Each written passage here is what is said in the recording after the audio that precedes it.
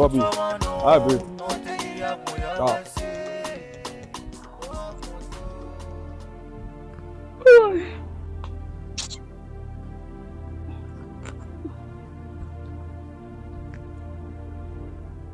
Oh yeah. Oh yeah. Oh yeah. Kakire. That was enough. Becky, yeah. Tomorrow video. No matter. One about that. I'm about me again. Why after what? After give me 1K. I'll put that last. 1,000. Akiru tomorrow. I'm not hearing there now. No, get up tomorrow. Not hearing. Give me 1,000. Tell me. Oh my God, what after what you want? 1,000. Me yeah the last. Since morning I never smoke. Carry now. Go anywhere now. Ekini kiwe na ege oparo. Mami go. Mudane, Becky ro ri ma we no ani go no emi yo ni kama wewe. Igo no gwe mi. Ike ya Becky wa ho. Ime go. Oni maka me I no wan hear. Ime na edu capital ya die nu when capital me ya du ne neki na. Take me kene emi go ni ken ya du Becky. Okay, Mudane, a capital will be. Mudane, wait. Your capital of Value SMA, Abi? No, your capital of Value SMA. Okay, where you give me 1K. Only 1K. What's the problem in where? What boy problem where you? Where? Oh, I mean, not about. You blast it. They come here. Why? Women want to know them. No, we better women. Sorry. Me, why me? And I mean, no, we're gonna have a problem in your home. Why don't you want to even why? Woman, the agreement here. You walk by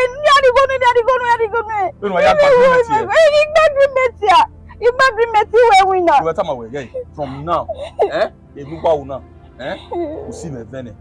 You me Benin. You go to humanity, you go to me. Why me away? Woman. Voila. So,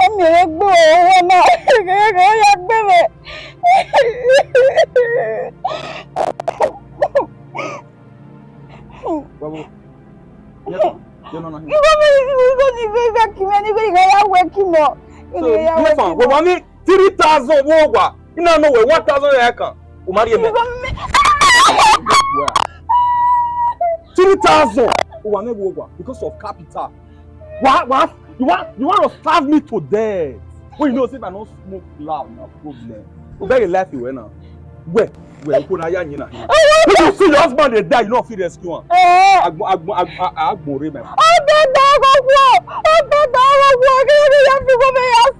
Then they go be man.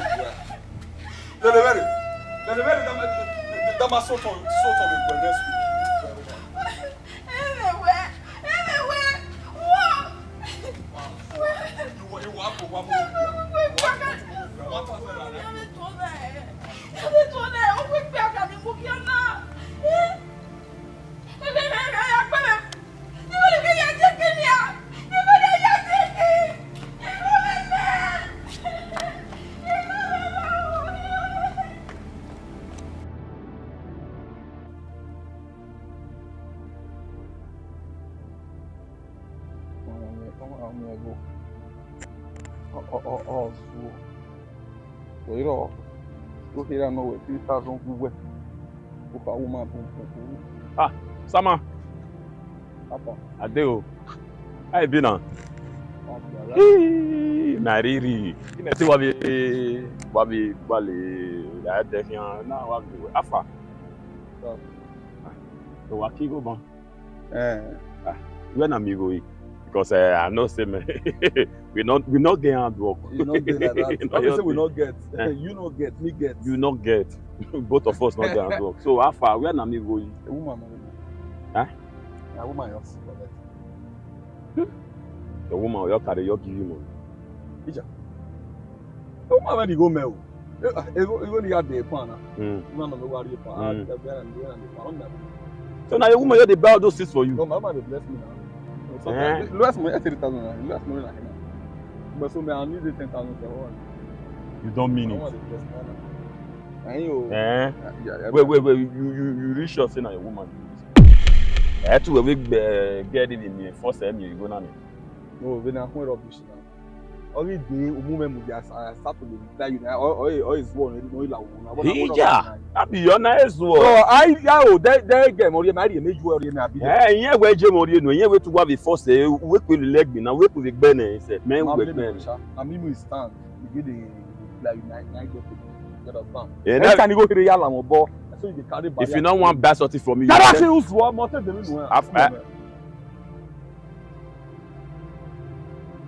no. After, I'll see one time for your hand.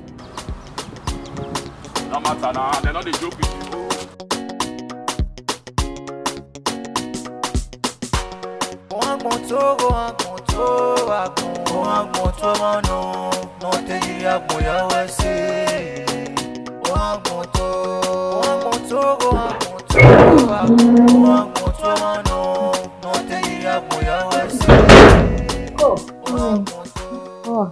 No, what's up here? Yo. What's up?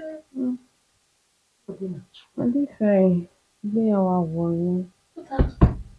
Me I relax over. Yeah, tell me where is she? We later go.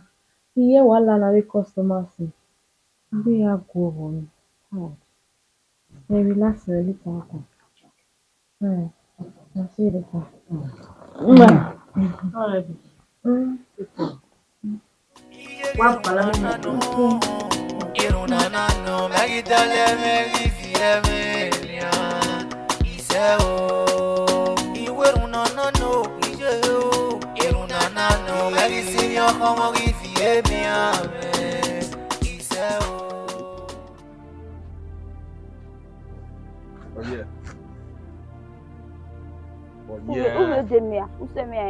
Uvbi demia. Nu sama say. Na ne wo ye. I say, I am really well. Then ya le me. I will know when you really me pa. Ugbe ya le lo wa ko, ya le lo boku. Re o ya gbe mi. Okay, when me one when you really 1,000 na worry na wa me me. Daddy na we me ya pa the way I know. I say me I see. Only said Ugbe. Man, you get him ya sigbo. You go ni ya won be you go be ni give me na. You go rock by gwe me. You ya mo kikun ya. Ore Bible with God will bless the hand of your labor. God will bless the hand of your labor. This one now Ogbomwanyese. Pero were ba no we na go me my sweetheart me no ya ndie direct we mi danu a. Ya iga we ni on we me malake na yi bi go maka me like se ori ba ni. Ni ye ba ni. But you get any men the yard right. Igo ni me ba mamupa. We ni a. Ime ye ba ah. Na wo wan ya do ade ya ade ya. Ke ga no ni hu. You know, they are not making a man be and the no man ya see ha. De gbe ra ni iye de metun ye metun gbe ra ni. Metun ni. Mother. You may see as it. We take be ra ni. But when you see as it, that is it okay. De okay me fefin. La wa na be do ta lo gbe. We o na be tenant ni won. Ni ya be do we okay. Ya be gbo e ban na. Wa gbe mi o ni owo wa ya je ya ya bala o mu re Ani se wa so wa na ya ton ni o ma ready mu na me ready mo I worry ya worry even when like straight to the need to agba le kina de ba no wa o ko nu do alu are re o be fo we ba o semi aye lo ari o ga fun semi aye afian ya o we to agbe ko ya see as no problem e me come we then sorry ya wa see as ni bi bo je ni na we apa ni am ni ya pa yo ya wa see as ni Musanera la o nere kwenye le mawa o ise makupo fe o iye Musanera la o nere kwenye le mawa o Èmi náà na eye de ivon ja ju ko ma be ze mo ari kwa bo madam mi efan ba igo mebo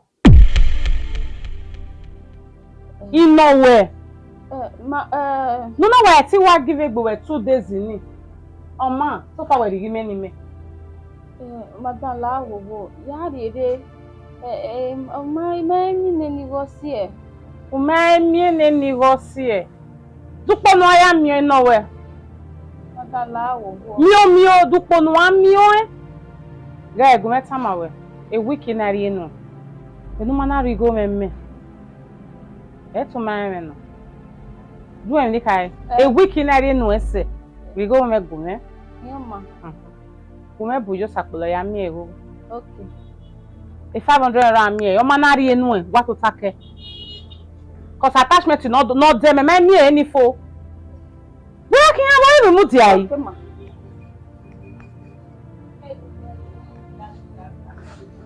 wa ro do mana ri enu e Vivian me ka o da ma trust my trust wa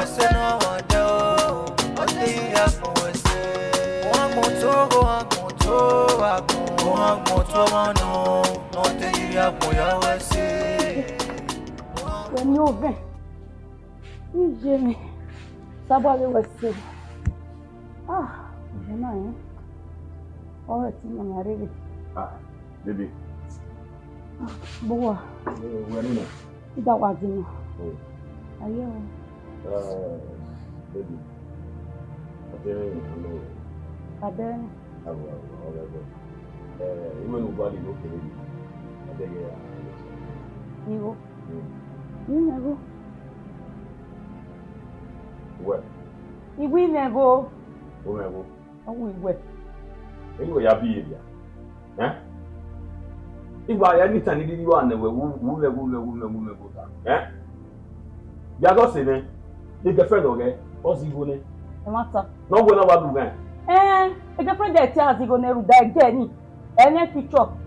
Oga ma no mu gbagbo. E ga si go no pia. Teni menje. Yes, ya kun go re dori enu pia pa. Agwa ai. One with the but me ma here e boyfriend the way here. They never say by you plan the way here the way you are and we are stage. They know where who work me we are in Ubiapa. E boyfriend the way. Only ma pie mi ro pa gwere. O boyfriend di ma o na me we tu die me yo wani. If ro da change e. Yes, you go no ya suffer re dori enu. E ma ta. Where did you go? Oh, yes man. With passion where did you go me? Passion mi no mi. Ama. Who do you go me? You win me. Akenero. Woman. Oh. But we are meeting me there. Editi we no no ya akoko me nia. Editi me no ya. Yes. Where you gonna go? Where you gonna be? Why they support you? I mean, support. Why they support? You never say you are the number. Go back. Be me dey o phone le be on to aka ma go niyan. O ma mo we yi go ni me no. The Nerow. Ebo meti mi amaru we me gi mari. La re igwe gbo okun ari. To ta wa. To ta. Igwe mu to ta. O ma se no ataka. Awo yin. Ta do awon de ni go me wi me ai ga ja me ta. Igwe me go de no mare do igwe gbo egbe la wa. Onya mi. Then we see me you talk about. We die we asimi ayi mo. Owe de no kinbo. Where you okay, what didn't go me at the man? To ta na gbagbe we ti se mi ayi mo. Mama. This is who ready go me now. Now you go there. Go away to see. And all that go me. What about the government of say? It money. And any fear where you walking nowhere. Off it. You're walking nowhere. E do no lady, yeah, no ga galo mere be no lady that do get no. Un le ka no le do gbina. You know see ya ru dawe. Who do come ewe wa ya galo for we. Nene no can support my brother. Who ga zan won gege me sin. Who ga zan won ge. E ge no ya wo ma mi. Ye gwa bi mi me le. Idun na, ye hian gba ma. Ayi ma zere no for. Deti me we ga je mi asu we no pa. Deti me we ga je mi asu we no. We zan won ni. Na ngbe species. We ga that be. Unga that be. We ru mi ge no wa di me. Ya go se na na. Ono osio iwo pa ya ri ne. Wa pa we je na ni, we je na HAP we ma wo. Who HAP who ye le yan. Se mo ta lo na isi. Ipo ewu se le je. Asa se le je unu pe. Wa le go gbo awun na. Wa ba wa. Da me gboge. O le dun na kan gba ma e. O wa na du. Ere no ko yan yan yi me we ya se bi. Abi o wa de na mo be ban. Igi gbo lo. Igbo lo nene na le use. Nothing.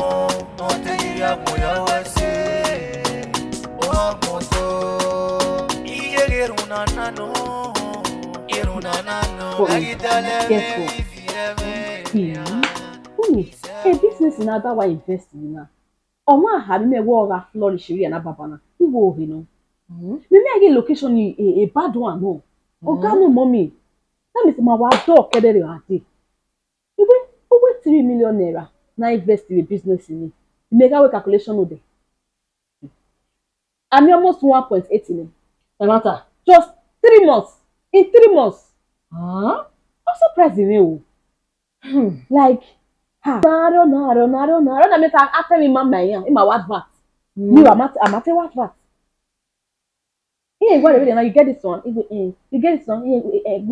Okay, I'll come tomorrow. I'll come next tomorrow. And my friend will come by. Erinya wayari. What really. Osalogba wose. Won ni ka ba wo goji. Ya be travel me after my family. Since ko je gede ni nene no problem.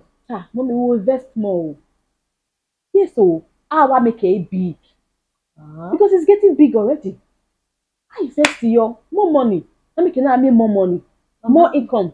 I'm happy. Yes, of course. Yeah, we travel now. My family again. Why are here in Nikwa? We not trusting me. We not trusting me. Isha. No man and one. You look. I don't know.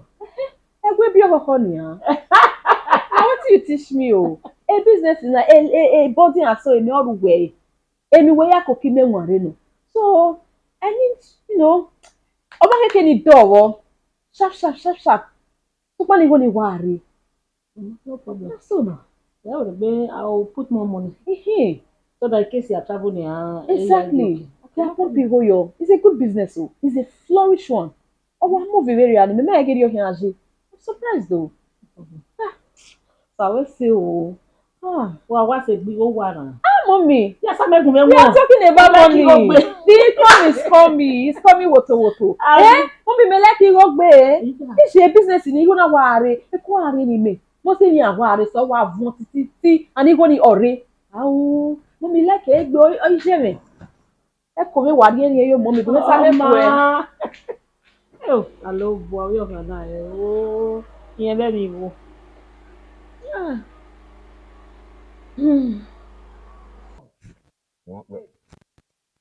Tọ́ba bẹ́gẹ̀ 11 ní wá tètè yìí lóde.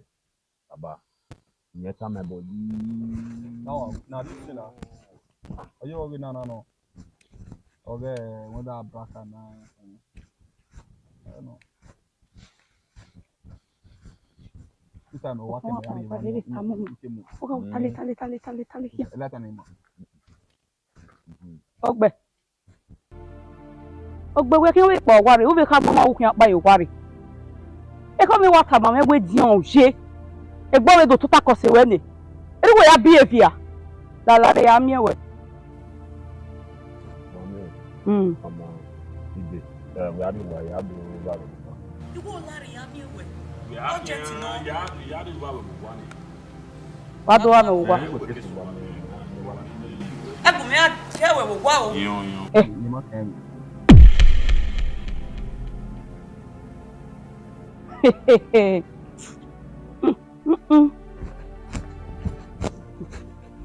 Gumi akewe. There was some mother. Different one. You know, yeah, I see what you need me, man. No, boy, why you there? What were they girlfriend work one man? Because I look at my party west alpha, the other one was taking on move. In short, at the first time, I made it no where they was already get what I'm away. No, I'm no, my brother did no me. I better be make okay, make well. The woman body man about when ya won bia mere yo wow. O me me a. All those nonsense no dey gree o. Oh, mama, don't say. Ti me ri mon god. Ti we are dey mon do abu. The normal thing, every wa boy raw na ni. Wa boy be mad they don't have awo. They know the normal thing. You know, the rules say me game ya. I'm all yeah. Na brother me I say am there. Do well, do man, I was just my wife and my brother. Oh, Baba, where la de Baba am here with. What time first one, second time. Every Russia, every give a flag. We don't do where you were where. You know show. You am making an appeal. Where my rubbish not do tana. Yeah, where we know we make a friend in the waste one tana. Yeah? See, I work for the woman. It go me not. But I yet you want where you are. I remember Benin. I don't beat my all this money. Benin, Baba, my brother. Benin, Baba, Benin. Okay, I beat my now. You are also what? Hey, rubbish from one of us. What? I'm I did to more. I'm any try. Yeah, you back there. I'll beat us for you. That kind of person.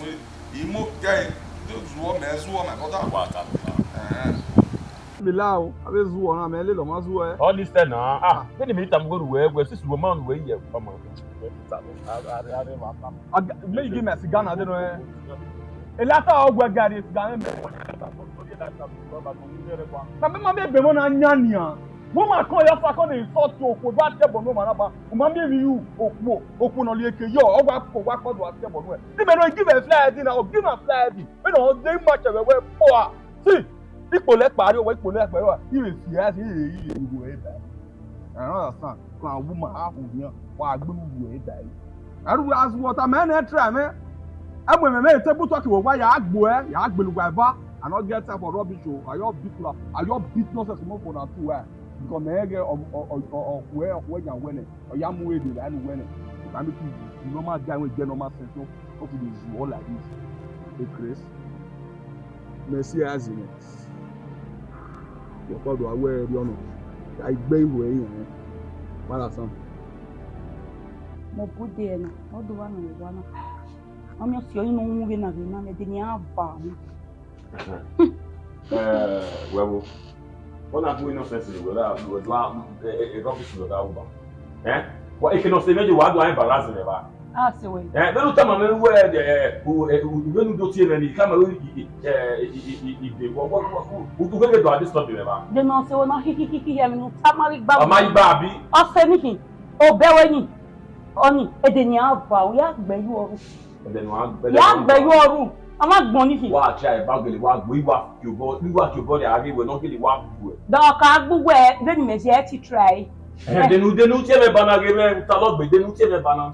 Igo ni ri o to tukun wo wa ri e. Igo ni ri o to tukun wo wa ri e. Okay me. Mo dia. Una ri go me. Wa ya o. Ya e damu pa. le va se le non o na da mo pa na le rai te do ke sun ale rai le ne ke sun ale rai o kan ni die ma wo gbe ma la o wa o ma la o wa nu ge mi na e wu pa o ke nu wa di go iwe wa mi e ba ni da ri o ni wa problem ke nu wa di go ya ha we ya nu we wa o ji no da nu da yi ji mu na mata veri o ia ki gome ruda isu seya mi gome isu seya e ma blame we onye de ne ba nu le dog ave ku ye na de nu na de ne ba dog we u ka le ba na o ya me te o ge zo ya e ma blame we baby o de dog gbe o abi te baby awa be ra wa gbe o gbe o ago baby o gbu e mo me de romantic ya da mo nu ri u da do ri la zuwa e kere wa ta na kere gbu e do ri won gbu wa wo se we ni me ne ni mi a wo e ru da ori me we ki o si we ni nwu ye ma wo bi me no ni amu we ri ayo mo bo na get da mo gay che ai e ko nu ye bo e bi o wa si lori na ti e go ke bo nu ri tie me we na nwu bo enyo o se we ni won ri e ra bi je gbo e girlfriend de ke awon yen o gbo ba gbon salwa wo do ti o ya e do ya ti ya e la re iwa ni ru da me win na ni a bi ni we o na won igwa agbo u da won nu lawa ikan ya mbo ni yari ne be no mama nu wule dori wa ve wo me o ma tete ya se ke la ni be bi la ni na do chai do ri la ni ma mi ni se ke yo o gbe e gba me gbode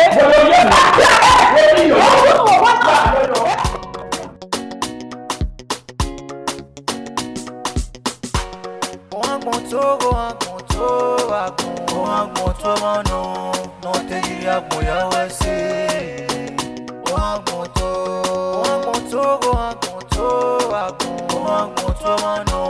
no te diría voy a decir y llegué una nano me quítale me quítale aje me nyari wina nya ya izo bon evi wina ban ile va la ki idele na le vari mo ni gbe woni ruo wa wa ni owo bi ya la di on ho e we ni tama o abu mo gbe wona ruo wa e wa ni fi la di anu ho e iyo uwe iwe ye ti o bo se ni me kunpo la di an ni me o e ha iyo you understand bi mo na re nu wo wa na yi me re wina na ya de ban ile va la ki o mo uwo Agbe yo e kwo opon e duty wenu e duty wenu yan popo pe agbin popo gbin won e kwo ya e mata no okwo opon agigo no rugwe ibo e duty ogba nihin but mo we mi ya aya tun ogwa na meno o me go gba wo ni wi yo o ma be no waje na uwo o ma ho obun we nu iya ikepire bo mo na ho e ibi ogo me no river ihe ogo me ruda ogo buseba nye senera anye wo powe e ma blame me ni me mo ya o we la dan ni me o we no ari ogo ya mo uwe wu na nu ya fi we o le morocco u fa wa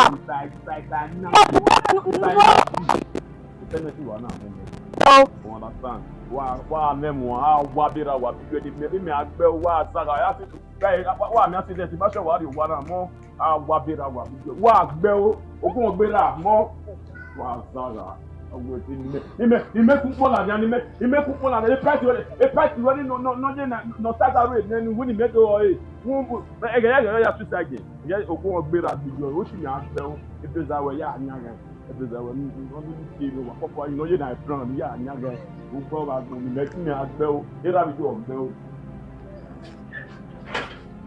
wa leki bi wa we ti mi agbe o wa fe agbe o wa fe wa agbe o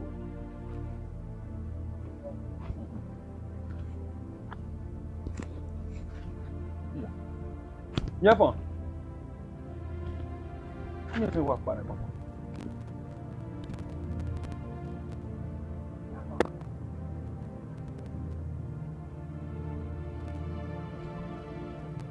no waragbon.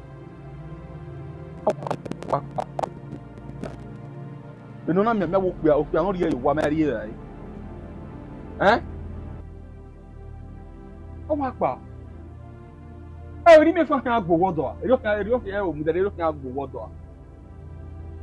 Ete ba here ma ro na so. O wa yori wo de 2 3. Afun wa lunu. Wa e awe ba no kan yin. Wa yori ba so wa lunu. Okay, audio for the national. I'm at the Akoli no live we are not take far.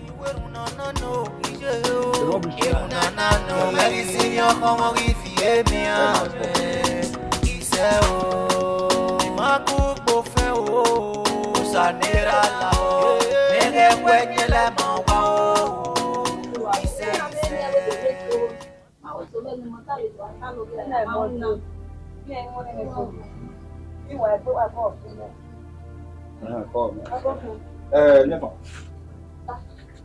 You know someone there by your paper.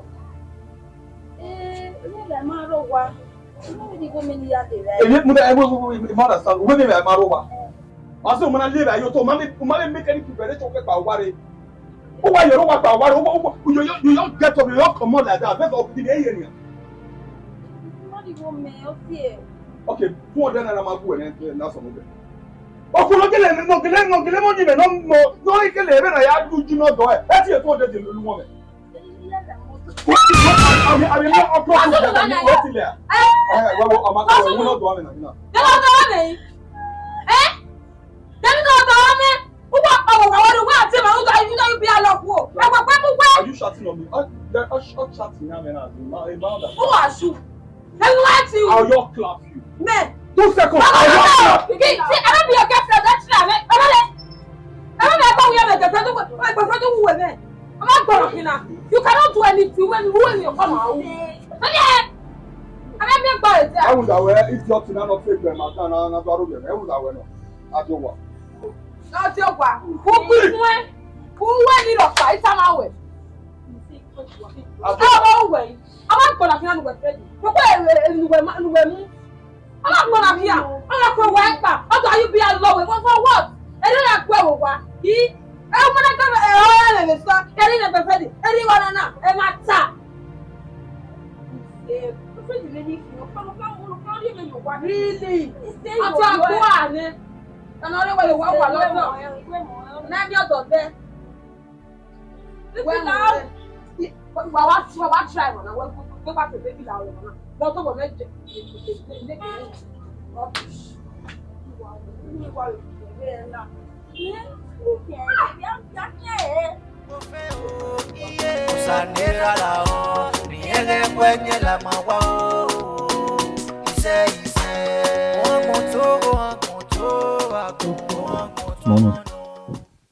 Oh. When anyone come out.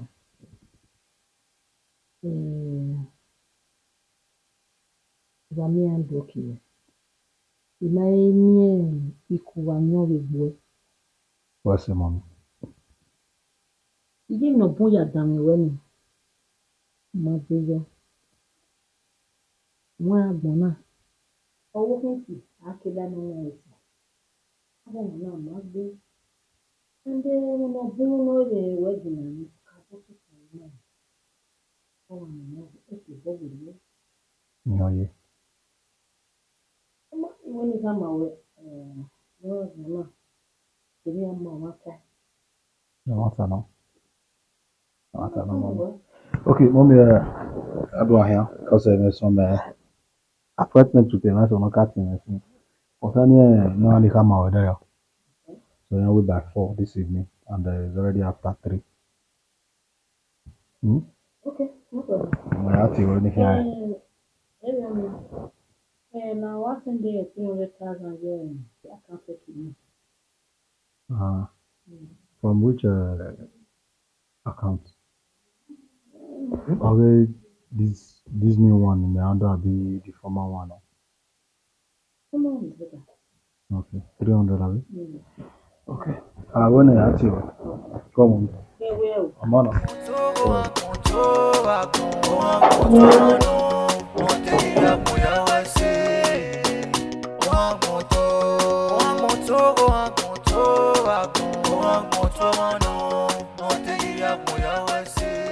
Oh, me fan.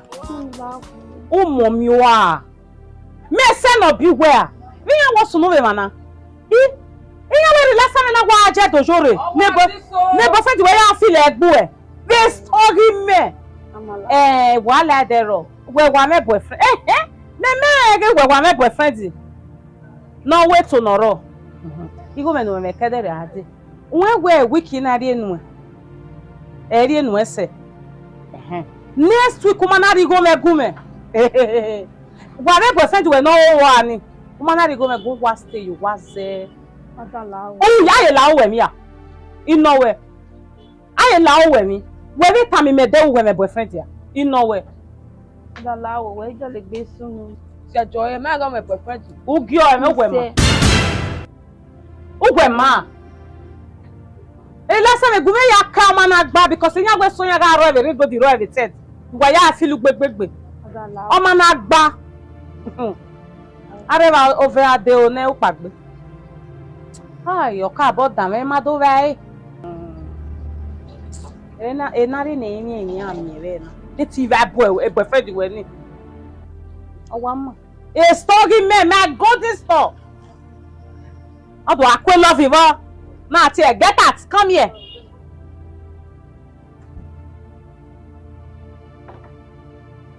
Eh, mommy.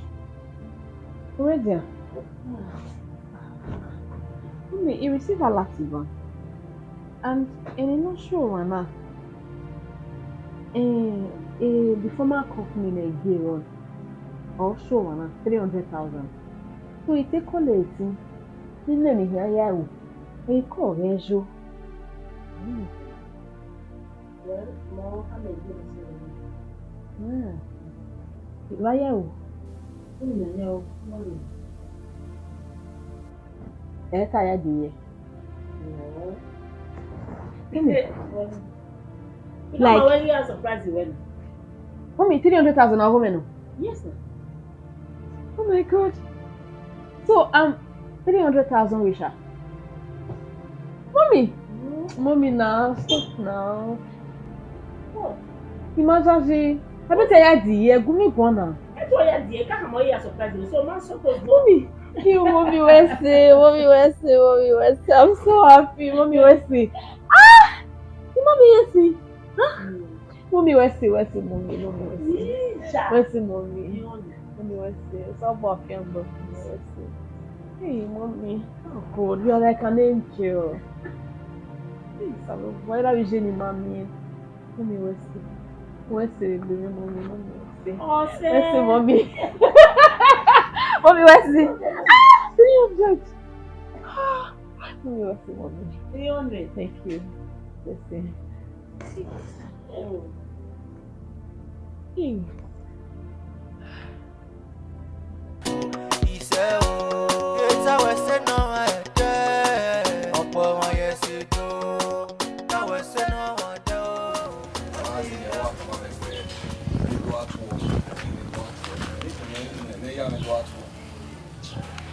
I see and I see here so well.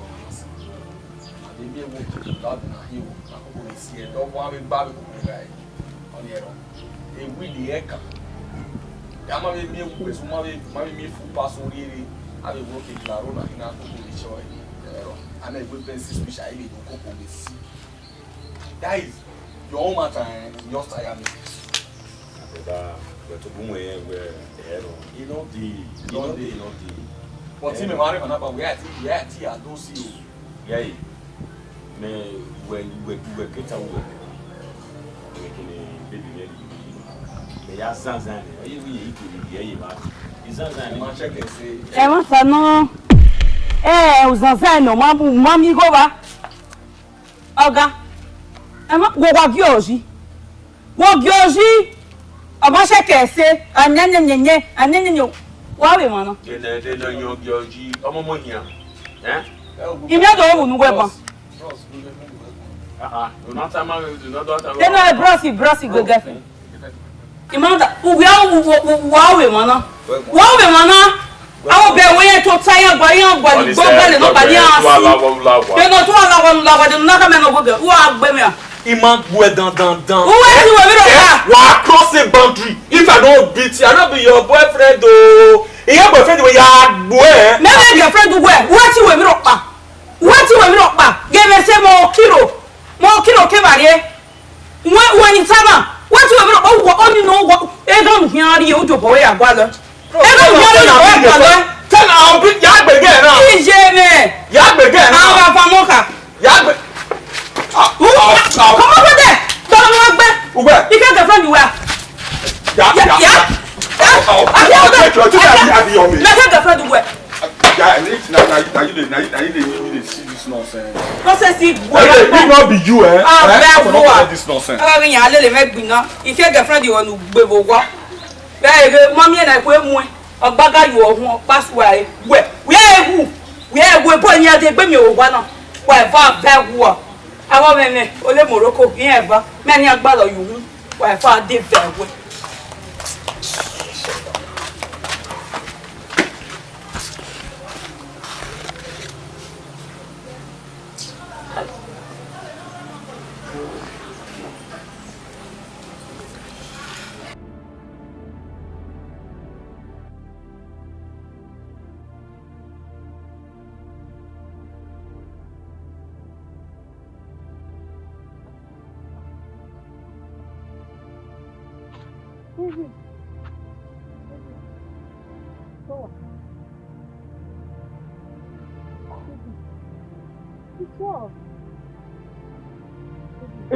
Again, I'm in there.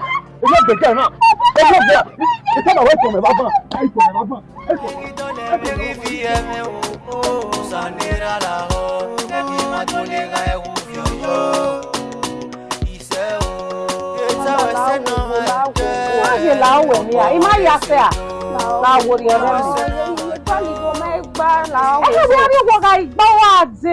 Iji go where your case now. Hey. I just want to minister. Oh, you know when I'm La what you get me? La. You get me?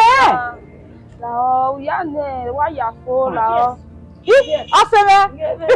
Bofia. Yeah. Oh yes, gala we store mi yavo. Ona. La wona enyama na anu lare. Ko, we made it. Why you? Lare, sorry, Anna. Oh, you know where to women are fat and wear. Tota, Madame, if I tell you, I don't know to her. Ah, man, I know what. Tota.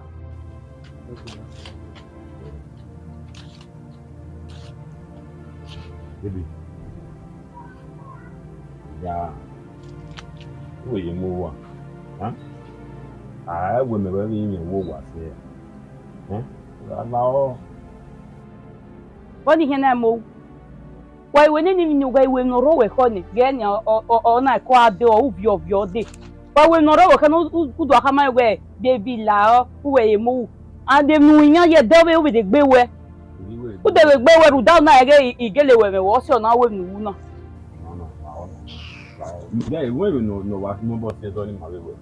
Mama, I understand the man. Because the relationship, I understand the woman. Relationship, or it goes straight, and I understand the woman. Relationship, I mean love relationship. Boyfriend and girlfriend, I say I love you, I love you. No. Me on work here. Ni majena na obi bigo. No na gwale no straight. Ni make waro kega ni ade o mai go or straight. O mai yeah, mo me so na me come where I love you. Because I love you. I agree. No man understand the man or see any man about understanding relationship. Oh, I love you. I love you. Any give me no you me egbi mo titi da.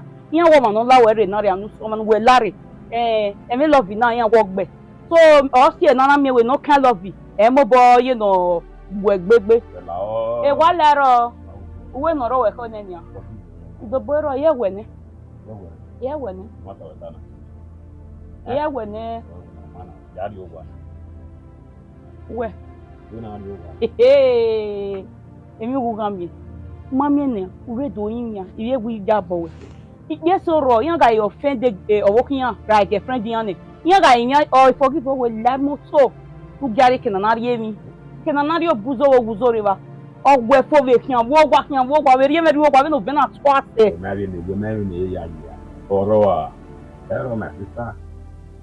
Baby, hello. Nagito me. I will grab you over. Now here, now we know who we know, but we no been a white twice. Here, where here, I'm beside you. Yeah, we be here.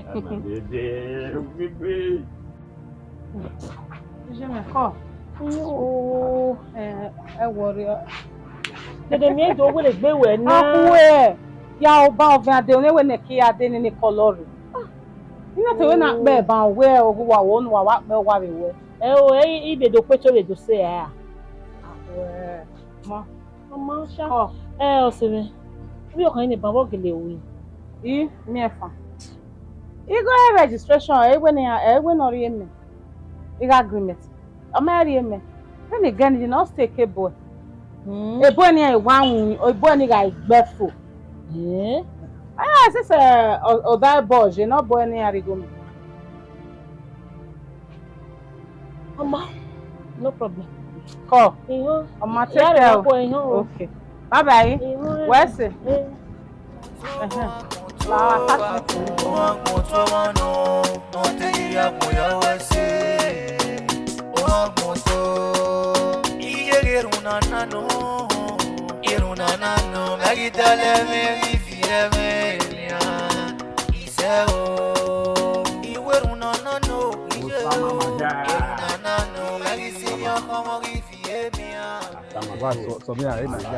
Leave me now.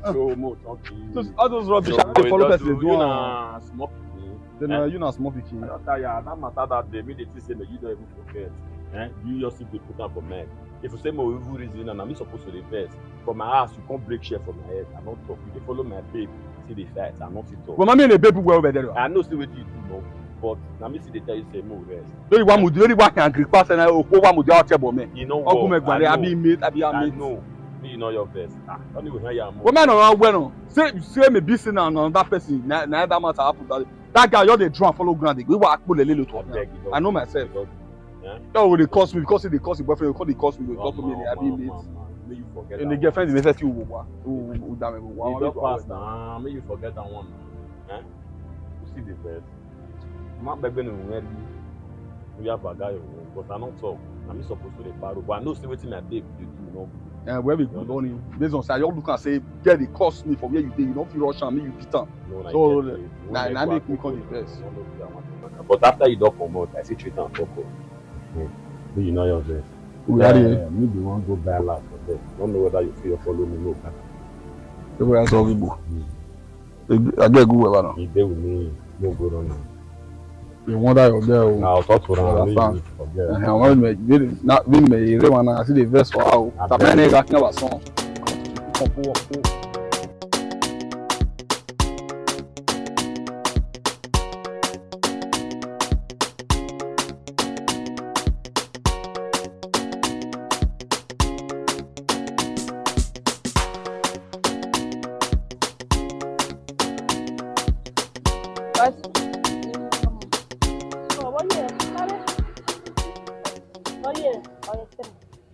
We have a store for me.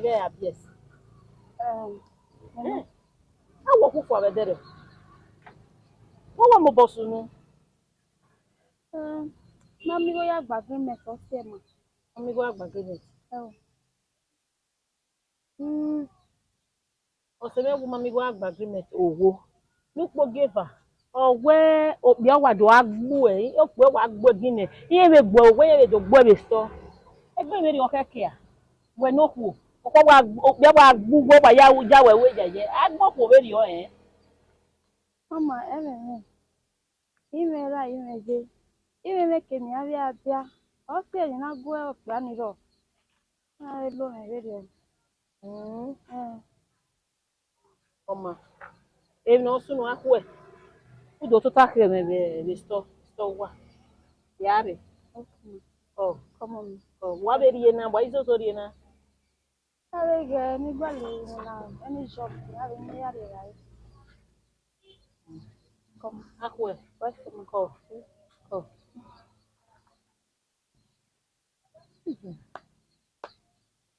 arrest oh. Omo gba mu dem na sisen usi. Omo e go ma de mi. Wala ke je lo chesi. Omo re ma. Omo mu stop. Sanira la ho, ni matulega e uvio. Ise o, yeta wese no ede. Ogbomwanyese do, ta wese no ede o. Ode ya mo wese. Vivian. Ade o. Where did you go, madam? Oh, mommy ni no le vedere se madam. Owe ni ande sore na. Ndo mu ja khayin. Okay. Very well. No. I do as I know. We ni mu ja. Ada boki. Ko. Come on. Bosono. You go me ready now. Mommy ni owe ni do mu ja khayin be sore na. Okay, hey, ogele call me but we feel total buy ho na. Come on. You if you la ro ga nero.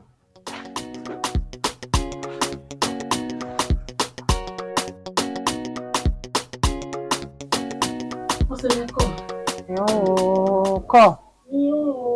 Egbe wo. Yen mo ra se me.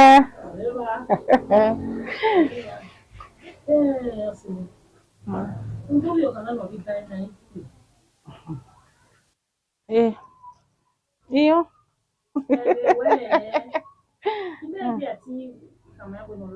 What is it? Miefan.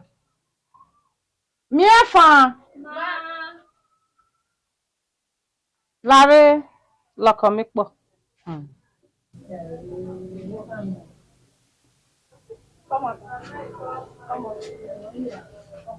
Ore te we to atota.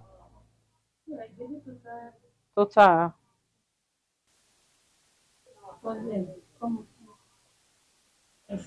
Ma.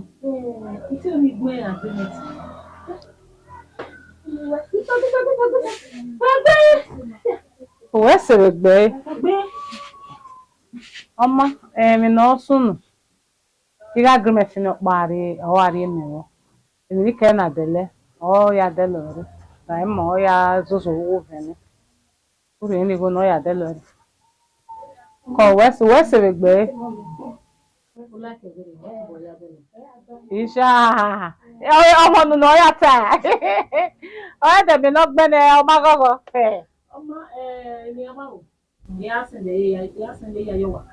Okay, no problem.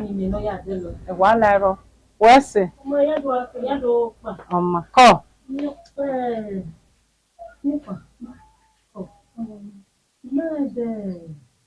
What is the pattern? My boy, my brother.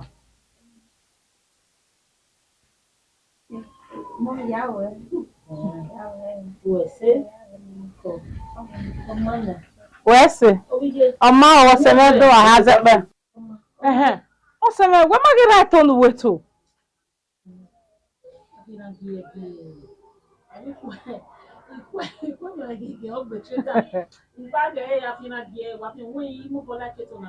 Okay. Oma, no wala. Call. Take care. Where's it?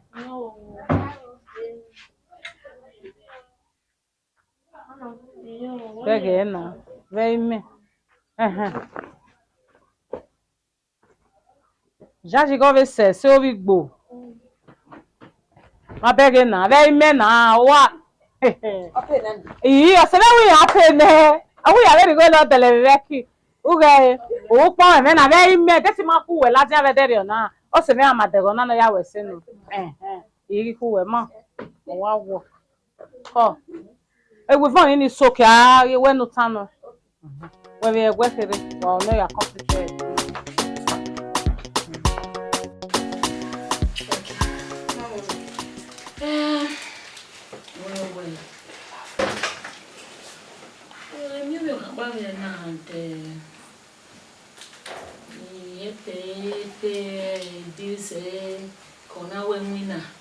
I pay agreements in all those things, and we're going to want to work on your own idea. You just take over. Just like that. No way. See, we now madam wear all those things. Okay. So you know the pay agreement in there, all those stuff. So I don't know, yeah, agreement in the pay here. It's a no stage. What you squat come who may go like you know what you pay your government. So you need yeah, Dioba. Me Katia, every family.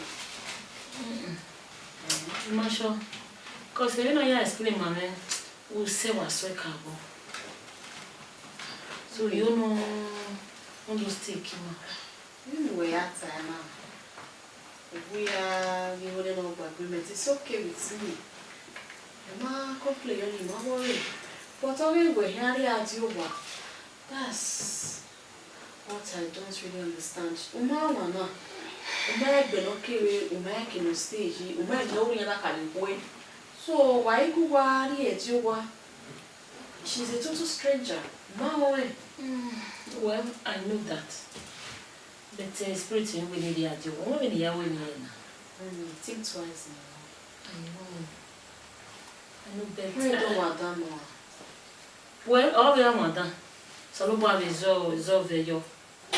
Then maybe we're in here well. I'm scared. If you want to come again,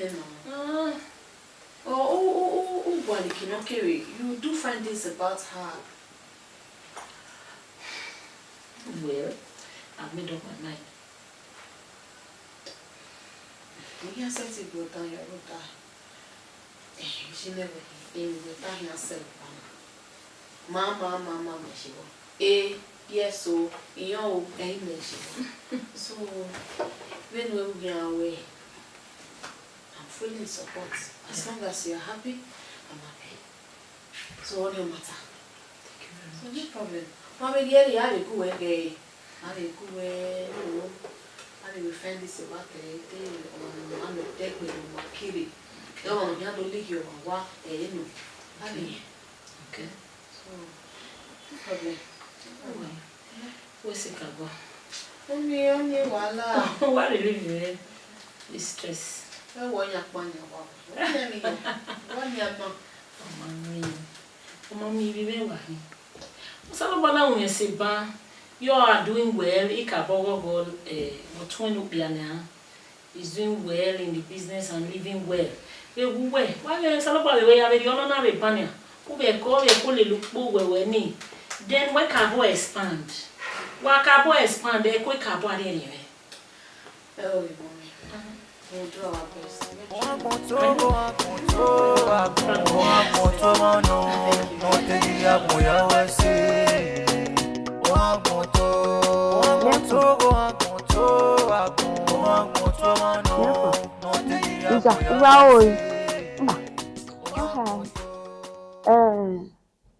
A woman is not going to go and stay clean. Where is the my molope?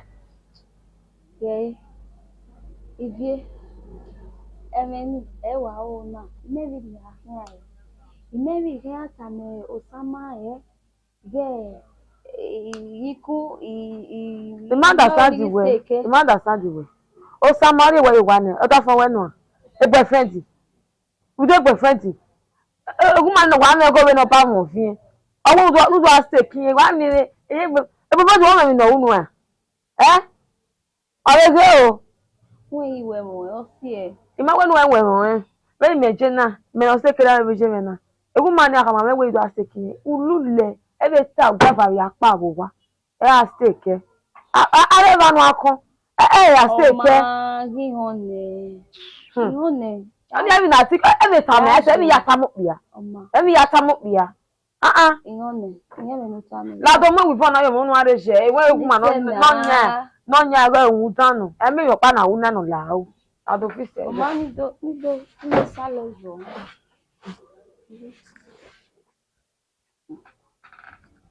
Ya yo kona, ora na ke tuma. Ama la ka obu mo yin no ayi ni fi. Ma stretch e. Ma be ya fi mu ba. You say stretch ya stretch e. Ila ti ro. Oni pa. Oh, so when mo to boy we. Pa wo Nigeria. Mo ti we. Oyo. Yeah. When time I yare move Efilo back where they want small work on good. So if you feel here and yabe really for you then. So if I knew only why or catfish pepper soup cake with white rice. So yeah, we say here you go and while I cake give back where you buy catfish, you be able to pepper soup cake no yare now. What's your young On my own. You see, huh? You will catfish, but man, you You may not tell we catfish pepper soup or honey. Is there no raw? No care over ni boil you white rice and catfish. and I will go well there. Yeah, no problem. You may go, yeah, go well. Yeah, no.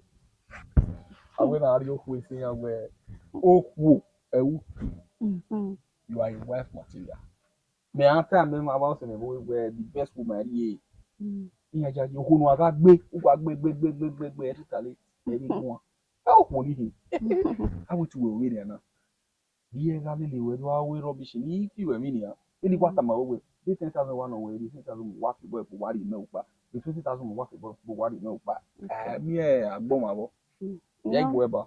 So wẹ̀ wá òwe rẹ̀ náà. Mẹ̀rẹ̀ tán ẹ̀ wẹ̀ mi, hẹ́rì àbúwẹ̀ mu ẹ̀ ní. Èmi kẹ́ ló wá gbogbo àlọ́ ìyá wẹ̀ nù. Wà ó ní dáná náà ó ní dé gòdò ní dáná náà yàrá wẹ̀ nù. Talemero. O type na eri o ma we. Where we me we. When we turn on where anything in no waga we me. When we tell bola ko water. Do agwa ho ni give na se business of. Olowo egbe. Olowo egbe ba na wa mi me. Do o type. Wa we se water now. Be ya. We. O we se water. What on na? No, women first. Irunanano, magidale me fieme. The mommy will get it. Nowhere, you said you are speaking. I will not call you. Must be. Where must be? Me if I were sure.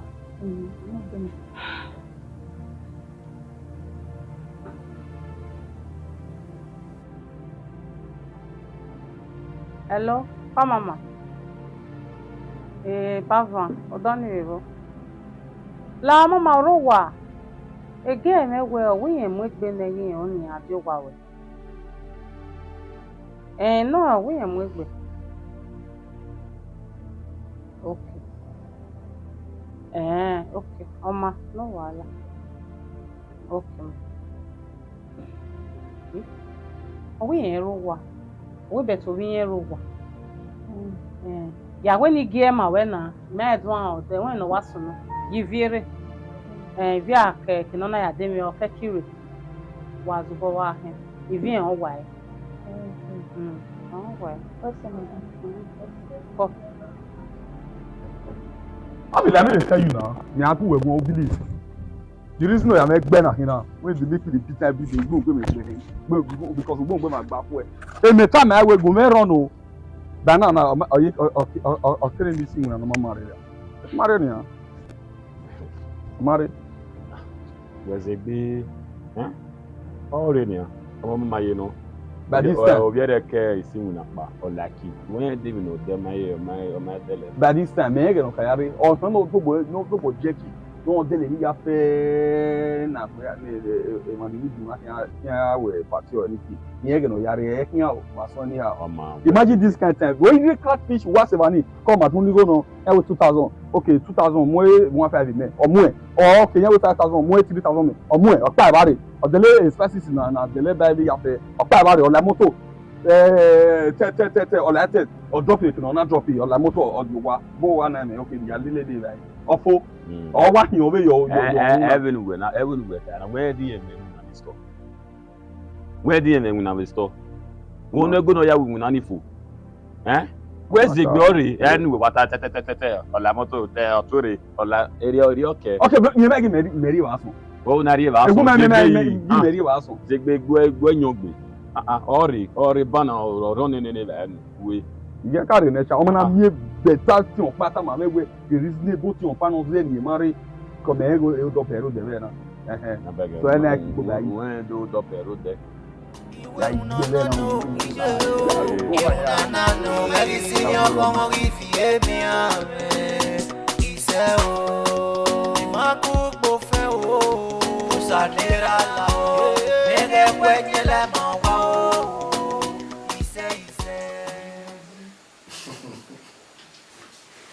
Yata, anytime yata, ugewa give. Wanna give it? Well, you don't look my Baba.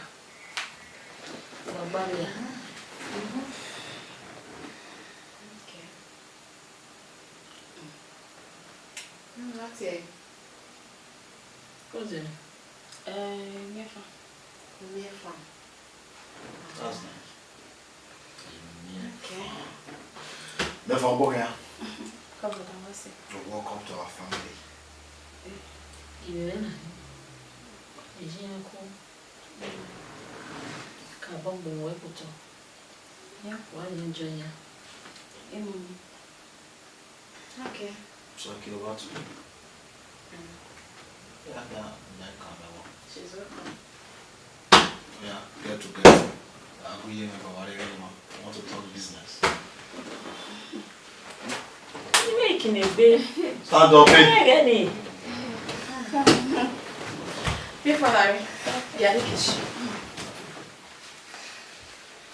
La, we'll change our wardrobe, babe. Okay.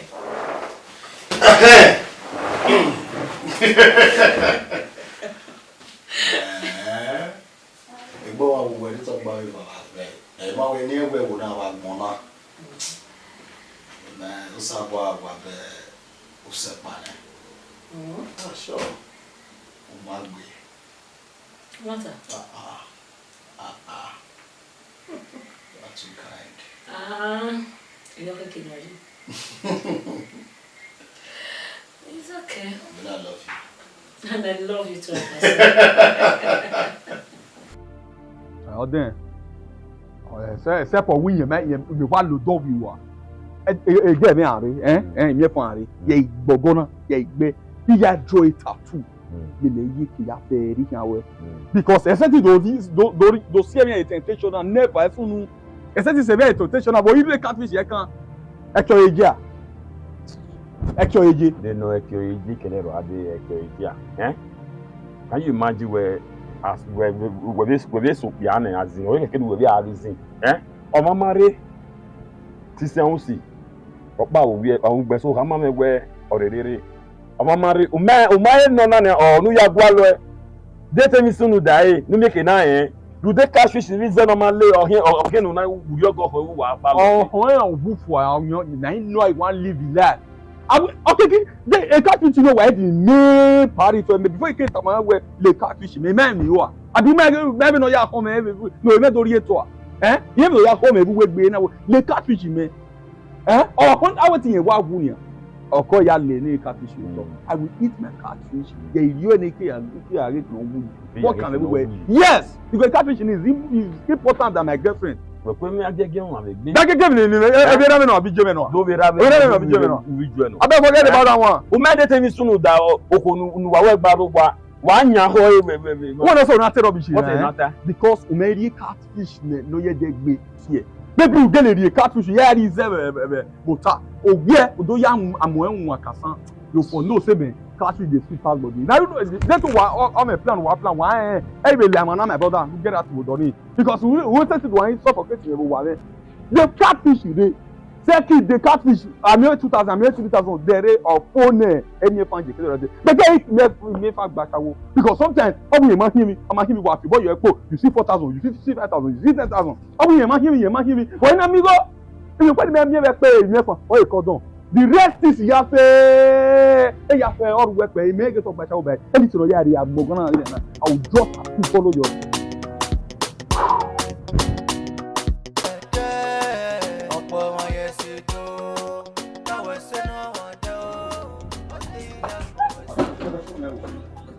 where's my pepper soup? Pepper soup level. Shisha. I'm making like. You do pepper soup na kono. Anna. Hey! Will you stop that? What's no? Stop what? You understand? Oh, well, I just found out what. Where did I respond? Oh, no, I don't know. Will you shut up? Who not respecting no who? Oh, I'm more remark before. Woman never restricting her. Woman never very Anna. Why did you walk again? Again, what are you Your book. Your book can have your set for 2 months. I forget that money for when you pay money for another certificate in where they say CID. No wonder. You can't say no way. In one urena, a woman, yes, you get tired of cooking. So your man wedding a basha was don't wear whatever to wear. Okay. Yeah, when you are better than the cannot calm down. You and one no way. Oh, but who remind them? No, I'm copying you out there. No way. Stupid. No, because what to get? I mean, you are quite that woman. When a message to work one, we want to get out to Virginia 1 5 and move in. I mean, you are quite that woman. If you want to talk to me with respect. And no, I could only go with one. When not your respect. Why do you want to be you out with that way for me? When over?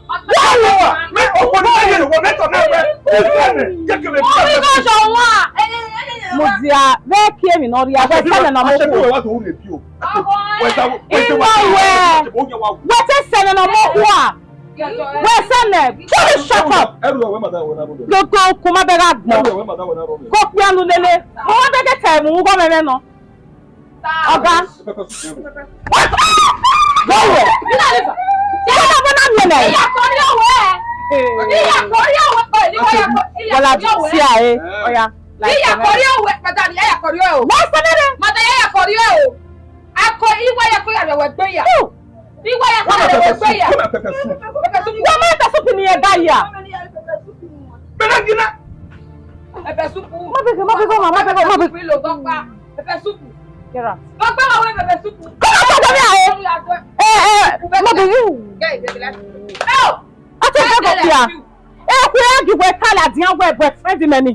In nowhere near fun. So then everyone follow by bless you and all no man over Muna. You never see no more. Who cafe?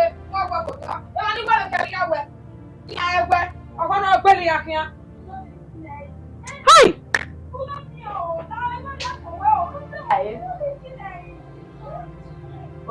It's a rum me on be.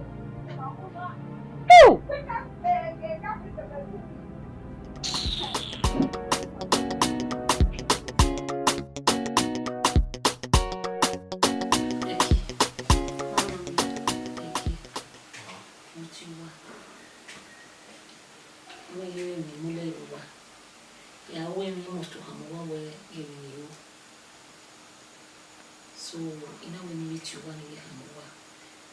And you hear him with me, you go why ye. When you may follow your arena, when you come one way, you really may have changed. When you will lay by her. No problem. I'm okay with it. Okay. It's okay. I'm going to say. I feel like he man, why did you agree? And he had him when you go away, money lay. So now you are. I'm after my roach is welcome. What's the man on here? So, check out. Yeah, welcome. Congratulations.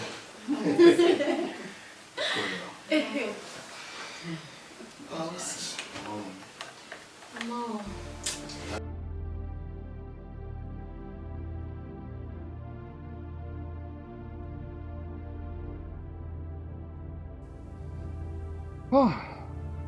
Avetiona. Avetiona, Avetiona. Eh? E wuri mi fangile waya paso ni.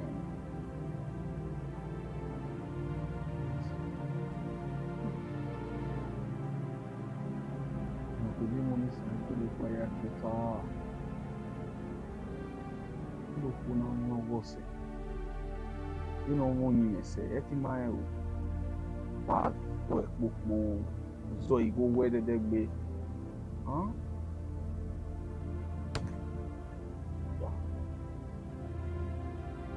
One big woman, but I'm more one. we fe yi wa je na wa gun ana o ke ni oni e ti wa ri lo bi enu re o me gbi yo ah ni bo alo e ni bo alo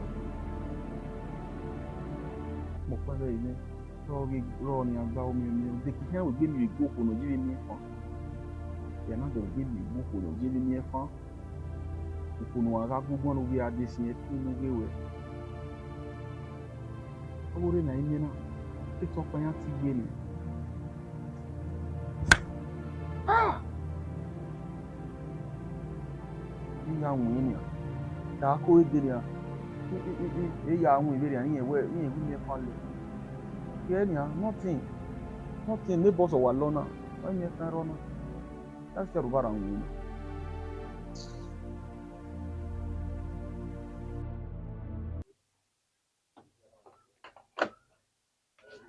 Kọ́sẹ̀lẹ̀ o.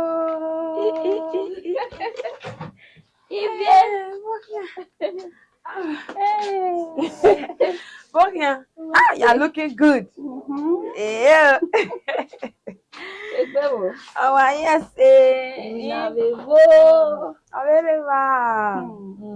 What to do? You know when you don't talk well now. What is it? Vivian. Hey, mommy, when no. I wear mommy when na. What in the good day and mommy say for your mate. You know. Yeah, go ma cool. Nínú gbogbo wa ni dọ́pẹ́dọ́pẹ́ yẹn àgbàlẹ̀ ẹ̀jẹ̀ yẹn yàtọ̀ tó ọ̀wẹ̀ níwé gèmé nìyẹn yà ní ìṣẹ́ wọ̀ pa enjoy. Ọ̀nà ọ̀pá ọ̀ ìwà òwe dé no problem but n kèrè adé ìwé ìtàmọ̀ mi ìwé ìfìlàtà mi mọ́ mi ìwé ìwé ọ̀sẹ̀ mi àdó tó mi. No problem. Kọ́ mi yẹ mo ṣe ẹ̀ so irú wa ti pò ẹ̀wọ̀n mi àná. Really? Yeah, no. If I have posha, no wrong like wow. If I have posha, I mean, we go there. Hey, hey, I'm going better than you. Ariana, you will give me. Area bonje. You will give one. Area bonje. Oh, we not go. Whatever. Oh, me go. Ogbe. Mo ti wá de yoko wa Vivian. Uda eme ya ahia tawo wa. Uda 20 kere ruo wa ba. Ma na temi ya mo ya agbon wekinoje. Oya me ti wa di wọn na. Ina ya me ti we la di na iwe. Egbe wo mi. Egbe life we live na imaleke. Mo paru to mo paru hun. Mo paru me waru bara. Unye mi ro panuje. Ena wewe no jena okeke na miewe nugwale mi fian rawu nugwale mi awu uda gbara gbe mi no e agbonje umana gwale mi no awu isewe ai isewe aruda mo paru mi mo barogi yeti do lefi mi yeti do je lefi mi ya gbe boru dawe emonye ebiele banya aro veri anania me vakekan umeti egba oge me o ma do de ba wa kesun e mo pa kan bi aro ji idowe mu dai mu gogo ikin ti oya me we ti we ni ko ta ma we ni nuwo enu awu una no awu oni me o ma se video ne wa wo e bo na wo wa re mu wa pase ne ya bi o ma se video afemero ya owe ya wene ya hama mo ina wene ina ni au or anything ya did ya hama mo de no anything no hian riwu iwe nu o emu na no hian weru da we me mi ro pa nu we ka we ekinu we ma we o we hian ya adua ibi ya owe ya imu na no awe uda imu na no we ma we ni ya u hian ya sun o emu hian u nu kwa ma me gege o me kenya he we se ya se we aye mo na Yahweh. How far? Tell me now what's up. Okay, what are When someone actually lost life, girlfriend, No, please. I'm really married now. Therefore, you discussing love life in outside. So, Aye. by money we go can. But family man now. What are you doing? One family. Why are you working? Money go can. Okay, the mom told me so. I told him. Rally the ball far, and though the ball was little bit toxic, and over the perfect area. So then the eye and mommy now. Although my cat view, everybody is very perfect. But me and mommy, we got the year, I really do that. We do. So very forgiveness. Believe relationship is all about forgiveness. That's nice. Thoughtful of you. Why you kakabo? So, mom used to be Therefore, all in water. They even get friend. What? So, no, when you're working. Are you serious? I have so many plans ahead of me. I'm not going to for now. For real. Take me away for one and already. I will go. Mama, I have ready. Where are you going to sing?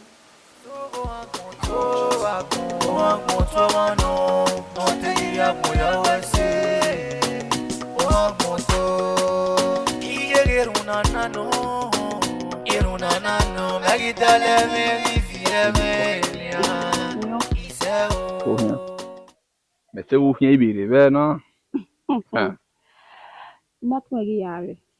Amo yare no. Yeah, would take disappoint, but me man you really me idea ni ah. They told you more me man. You know when I come on forgive you when any yare be no. Now you running. So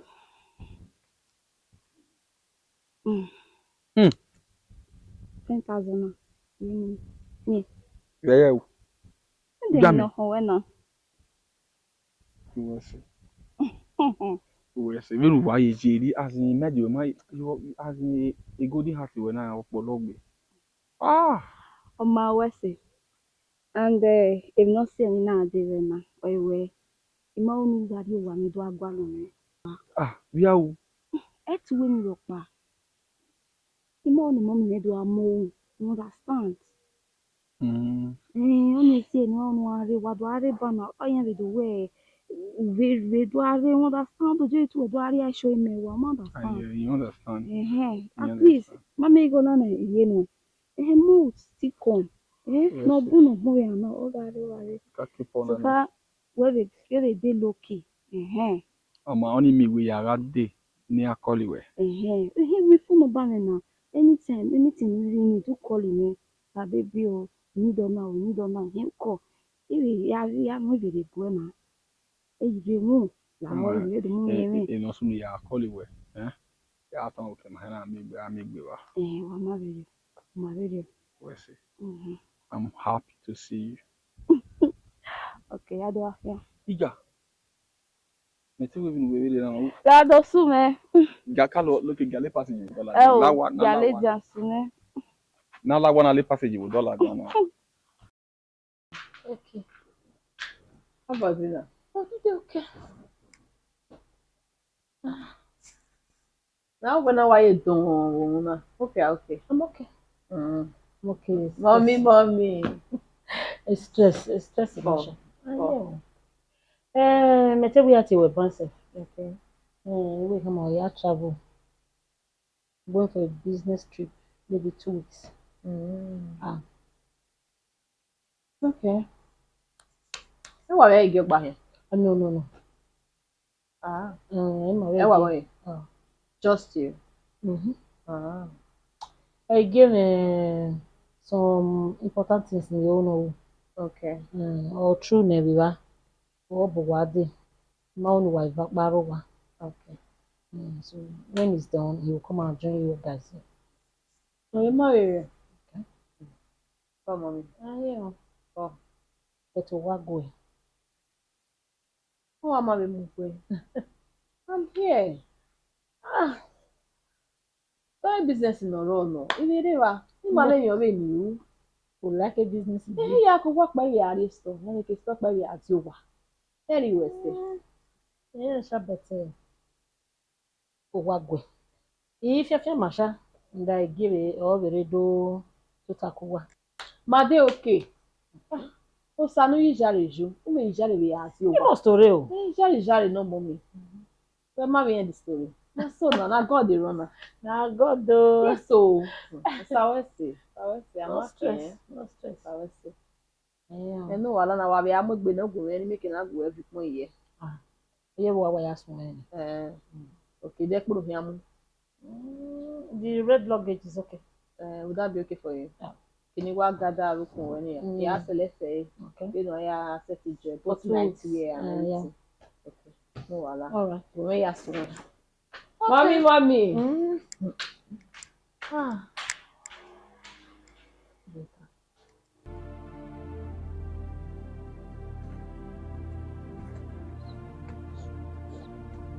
Ijo sani. Ogbe. Ogbe. Wa una. Iwa be te. Ina wo di ohun wa be aje. Oya wo wa ko mu e la ti wo wa ban. Ati di do si do asisi gagbe. Ija. Gbogbo ti gagbe ban. Ni ma be asi e wo wa, If they respect you, if they la dan do asi e won. Ni me ma wa asi e wo wa. I respect you ni here, you la dan do asi e be ma ya asi e na e ko do ya do. Oni ma be ye say Oma. Ya wa bi. Oma ye were ne. Ino ya me gwa lo we ade. E pa mu na ni mara agwan kandero. Wa hian e. Oh, ma gele ta mu we. E wa bi hian yes, ni we ta ma bo se ne so. Na we yan na mi keke na pe or a boss. Ni an bu so ya mu ni afia. They no keke na pay or a boss. Ebo wo ken ya do ke from 10 to 3 years. E mu na gberu me we me ma nu emi agberu me ma nu we ga wo. Ye be ni ki. E ba na wa mo passenger o ma na asase wa so gbina. Agberu we ye hi me. Ya ge be do no iwu ni an say boss in order ni agba keke na pe ni afia the street. Awa. Me ma send ropa. Iwu na yo nu we iwu na.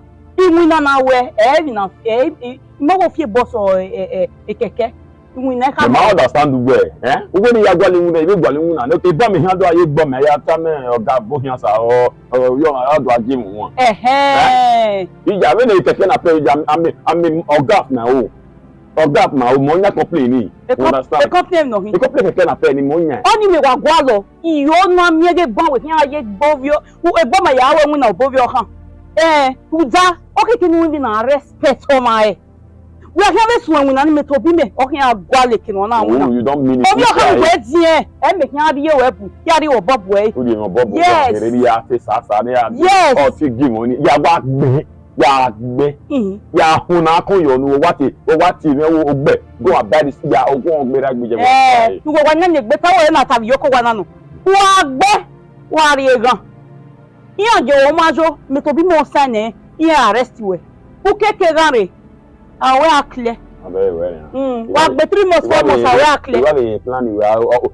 wa yo we med ni pa se mi e me na igare gan ne ba na urulele lu ya be sunu my brother my sister sunu wa we na bu we u kan we na beru doni no megide lo ma gbe na ni egbe won na o yo kan here mi awa sun me to be won kan ri we akian ma very yo ya ri me joto le kere ne do ati e bo me me joto le kere do ati e bo me be di ya wo era ni ya wo ma we se du ka very yo ani yo nu bi ave joro be na gbon u da wo me pa wo ware ko le te no na we teto mario o yi ma be et no hi kun mi me ka mo we kun ma ogbe te wo ware e ba no jija we ma ya wa be la wa ba na do yo na pa do yo na pa ya do mi we wo wa ni kari ona ni Mama o, awo bumi ade. We na ete susu, eri de ne bito a. So, see on. I don't know what you wanna we go gba bed na. Understand? Na digital don have.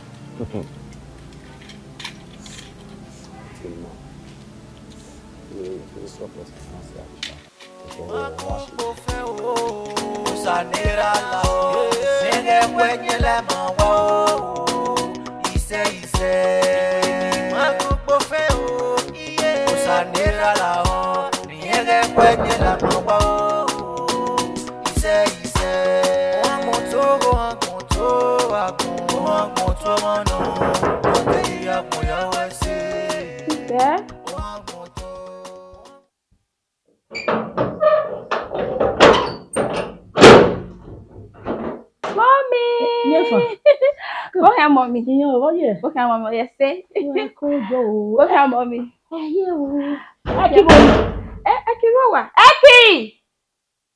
Eki, mommy, Home sweet home. okay, mommy. Oh yes, say. Okay. Mommy. Eki, my love. Mommy, Mommy, father. Okay, I hear. Oh, mama. Oh, you don't get it. Eki, Mama. I told you love me mo bola kin. La ba ya lemi. Mommy. Why you not wabu with it? Mommy, mo tesa Benin no. E wori. You know say na we na kill me. Mama, how are you? Mama, no wala. Mama, I'm not for you. Mommy. Go here. Home sweet home.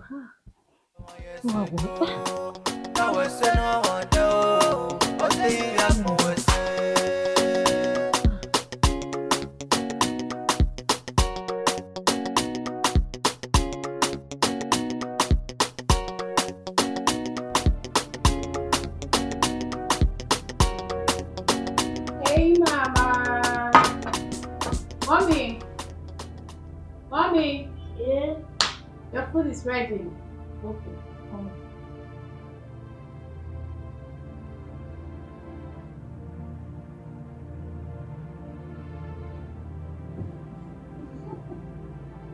Oh, what's it? Just that. I know. What is happening? Mommy.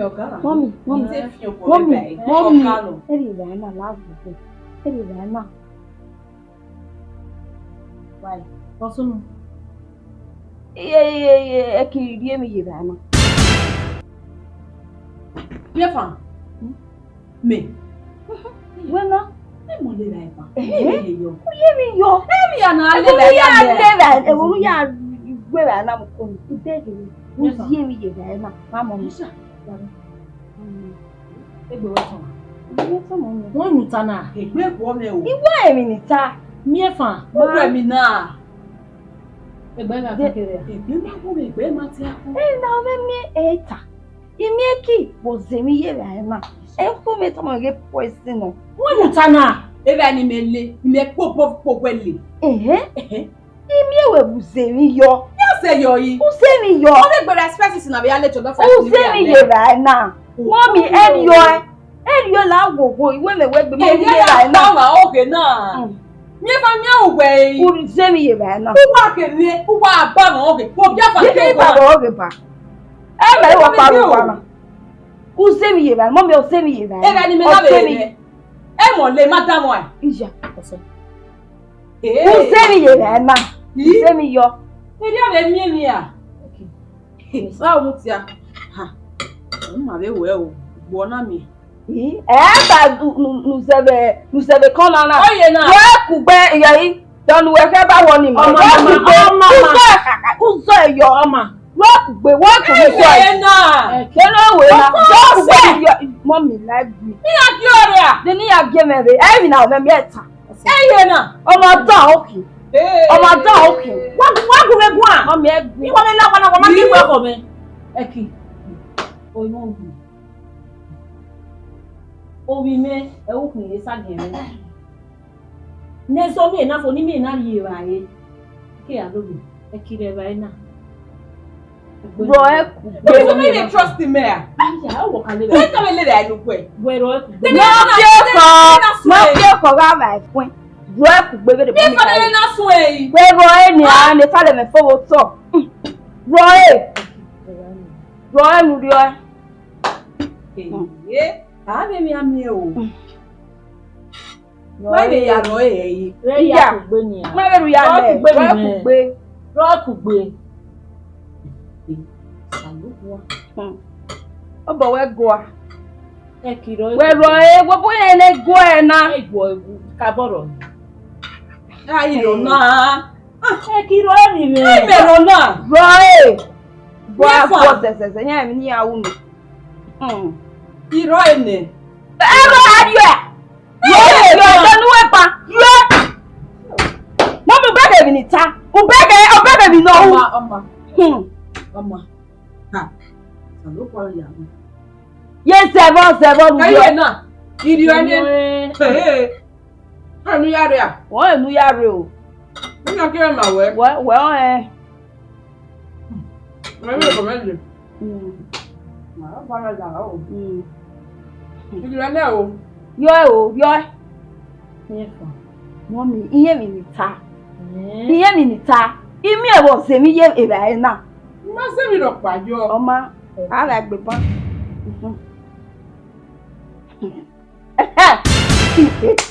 In matter. In matter. Okay. If we beg I was a million now, or zip was ahead. No fear for God. It's a ganya.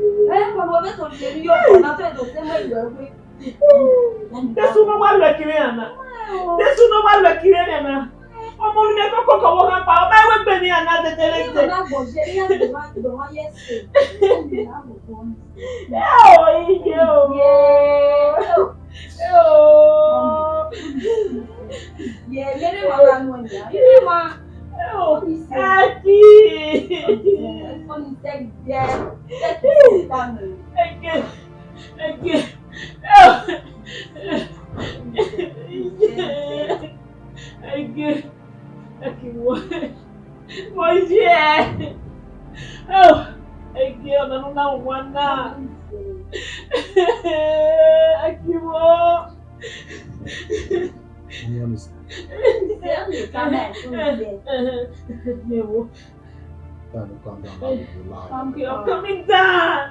I'm coming down now. You will.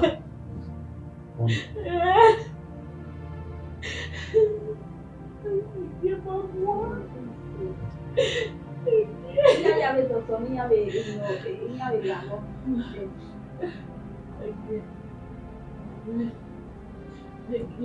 You need to be strong. Yeah, I'm strong. I'm strong right now. Calm down, please. Louder. Okay. Okay, fine. Yan is able where man proposed. God disposed. The doctors stay here. But we lost them.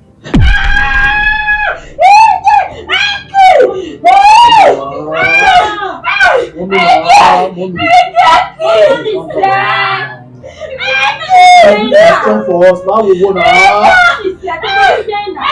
this way in your belly. This will give you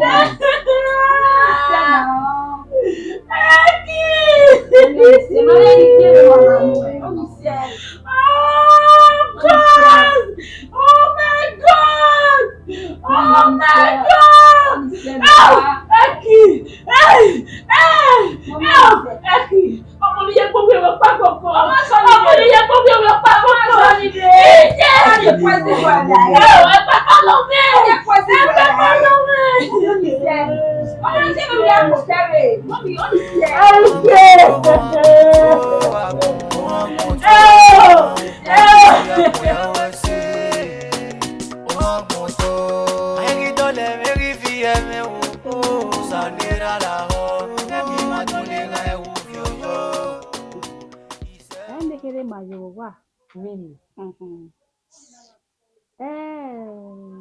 Mommy, again, not ya woman, not yeki. I think what poison the mommy, Really? What you are wearing? Ija. So what poison no gbewa. I'm making out the property. Egbane. Papa, so no bama kwe. Egbane. No. Ọmọ zan wa no. Eki. Kame property ogbije wa. Gbewa o. Poison. Na wa o. Ya weke. Iwa bege with my eyes. Really? No, mommy me ba na. Eki ori me ba na. Owe mata. No eki gidi ba e kina wa be to. Ẹ máa ṣà. Pẹ̀lú ta na. Me ge ni ọmọ zan wa no. Àwọn ma ta me ro ko ni yo obesi amoese. E na no gbegun ma ni. E do we yo we ya bi won no we no we gbe wa. O mi o. Ise o. Àwọn no we we se nu e. O me se gbe agbowe ge o be ko be ma de ne. O do gbe wa. Ye ekina. Yo yu fi o. Owune na ba gidi ne ba ye. Owune la me. Ọlọ́mọ ayé rẹ̀ kẹ́tẹ́ lọ sí. Ẹ̀rí ẹ̀. Owó ma. Iṣẹ́. Owó ma ni. O sa wẹ́sì. Abegbe na we na. Ọbẹ̀ sẹ́yìn mi. Yóò gbé mi gbẹ́gìnì wa. Agbe na wo mari. Ero ko ni uni mase. O me ma ha ke ati de gbe kiveri oni. Àwọn mi huhu. Huhu ni o lẹ́yìn ni bi wa keke na mi da je. O lẹ́yìn wi. E ma da wo. O pa wa le so. Sister, e ma na yin. Ma awu ya wa. Awo ege obe abere na ma le gba gun. Mama mi. O pare mo. Kiveri, ma je ya we to. Ma yere do we to. Ma, when do so. Eje meta agbuwewa. Obi bigun ma. O salogo no. Obi bigun ma. Àwọn salogo ara. So no wo go no we wo. Abi. Eyo no.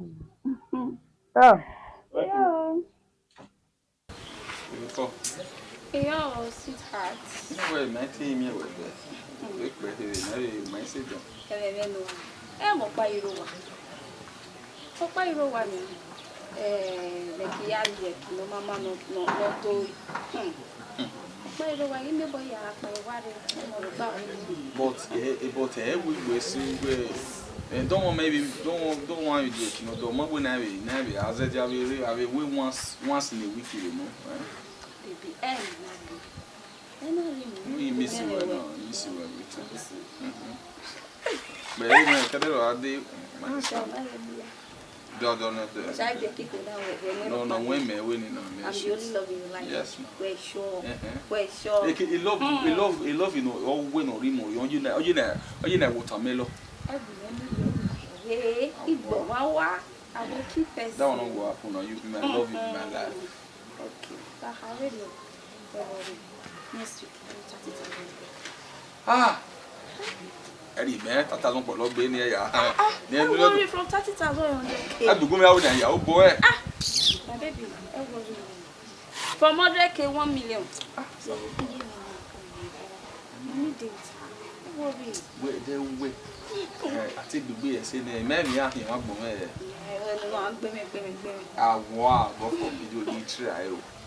For my life I not try. Awa. So go and give it to me. One need them. We see me here. Laro ye me jare. We see me here e awo pogwe ose. Ah, dokpa no he ha wa we. Gbegbe. Feko. Baby. Yeah. Even if I have my way, me even on your way. Ah, congrats. Even if I wear Efilo. Telo. Why am not wrong morion e? Mi na ni oganu. Mi na ni te wari morion nu we. Why you are over there? I'm not more, you know. Igwe mi na ni ogwari morion ke do ade. We na wa do tare. Aye nu we wa no gari morion. Ah, telo ni ogano o. Wa fiti we ruda we. Hey, awukon we hian say. Hey. Ami egbo eva we wo na. Awukon we hian give you instead hian give you oh. Saba pa me no ya de. We yan stand am I we na no one stand our giving yan. Me ne aruda we. Ugbe so mi awu we. Enu ya yo lo de se bossa si we. Oye na ge ne boure. Won be ne boya we re ne machine yan ya se ni. We yo lo de la re yan na. Enu ya se. Adegugun no nyaga ni. Oma we awe atamodin we je olode ya se bossa. Mo name lele ya. Because na le no we go bana we go many ya say ni bossa pu viru vie me. O say na kuje olode ya se. Okay, wa ga na ibe do sama we na we ya we nwete lo. We ya hin obi me no ye na nwuna ni me we kan yimire. Ija unwe go ma ati agbon me no le lo mare. Ena no le lo mare le na sa gbon we opa. Ono na oye na no gwa ka gwo bo. Ti e le oge zo ugwigbe. Onise. Me olode ya se bossa. Ogbe so kami story. Onise wa bi e. Onise. Edemode ya. Okay, demode. Omo, igogo o. Congrats in advance. Ne mi adon.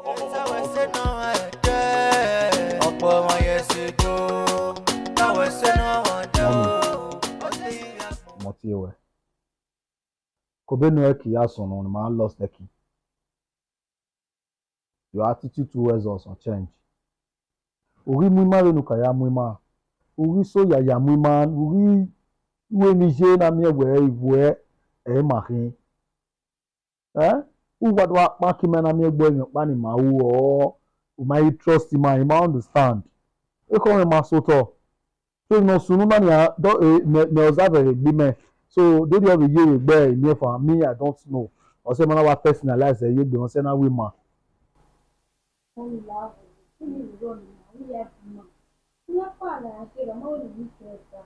Fine.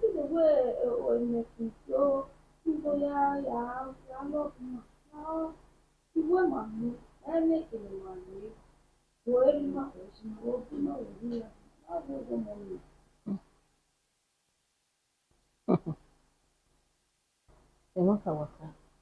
Bete we akabe ti wa. Kosi merema ikinegbe. Ima awene yan izebo we who's next? Ima. So ige we elafi na we no ji. Eki ni memu ko momo pa 5 years eki yewi. Eki na ti o make attempt ni ya poison ni. So for that, no one here kinegbe na. Well, make a roll me away me here. It's a lawyer mene. No will property me here ne orphanage. But one ke was in ya compensate wa. Ori me iwe ido wile mi wa yet down. No ma be yet in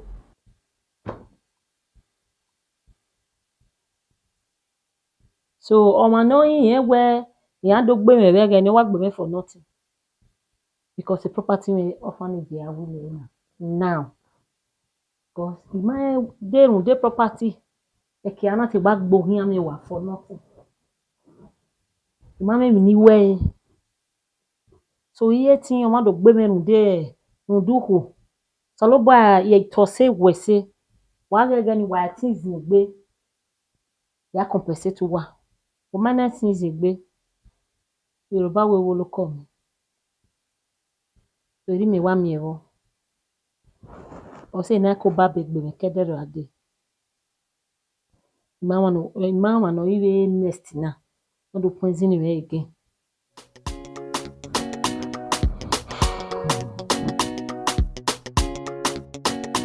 Mommy, where are you there?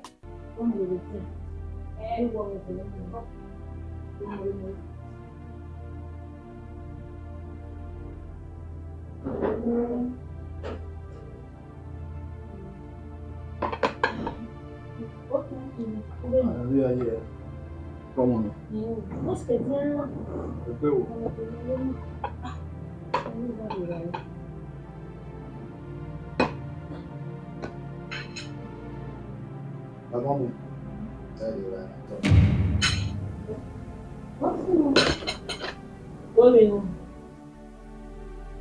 Therefore,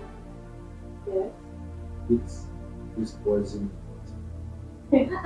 Another poison again? Who is okay, mother? I don't mind. You know, what will you do? You don't want to give away.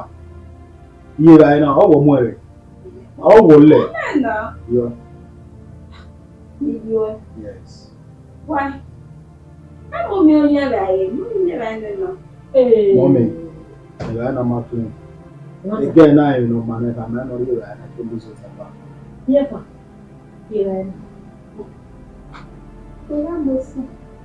Anyway.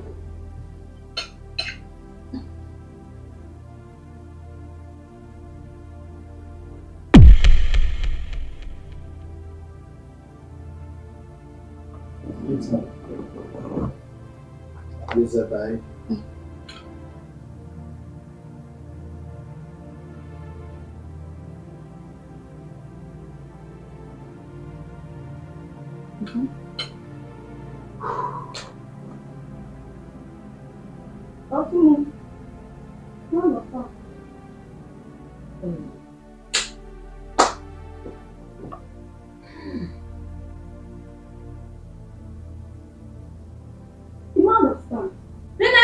What kind of embarrassment is this?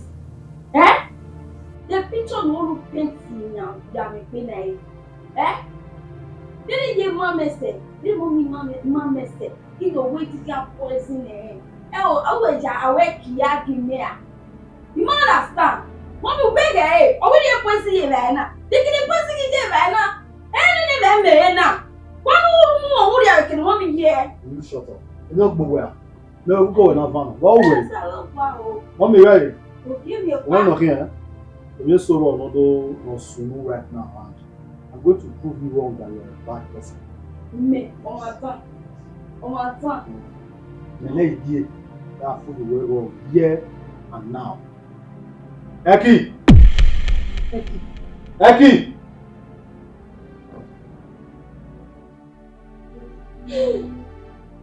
Becky! Who's wrong? Becky! You are surprised. Surprised for what? You are surprised to Did see you her. surprise me? What comment? You are surprised to You see her. understand? Surprised to see Eki. Mommy. Eki Mawu. And then Eki live and go to travel. You so long.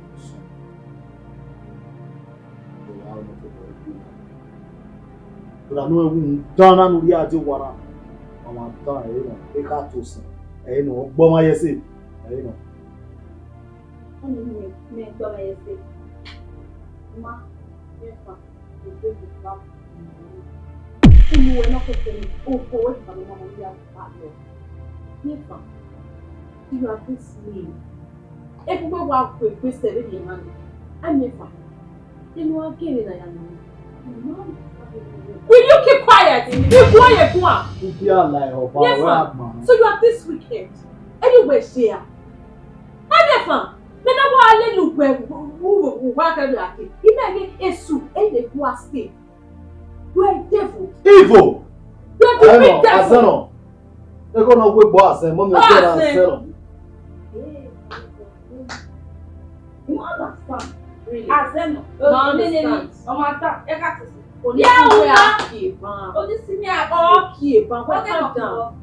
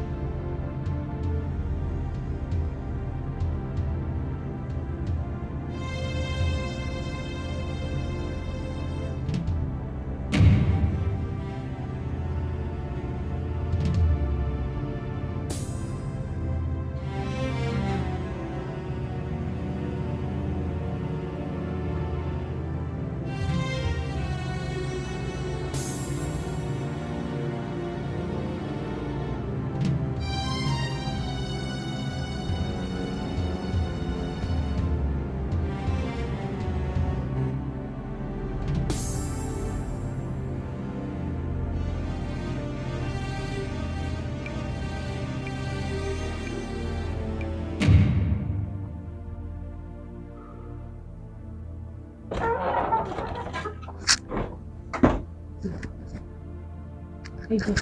What's on? Walking. Ni mo se tete. Mo me na we do ra. Ni me ra. Ona re ishi. Mo me na. You did it. Do that me for. Oh, okay me. Me no ga se. No ga se yo. I understand. Like me me. You guys was saying me serve you to me young game mommy. Is that mommy? Eh. You me tell you kitchen. Who do we get? Oh, okay, wait.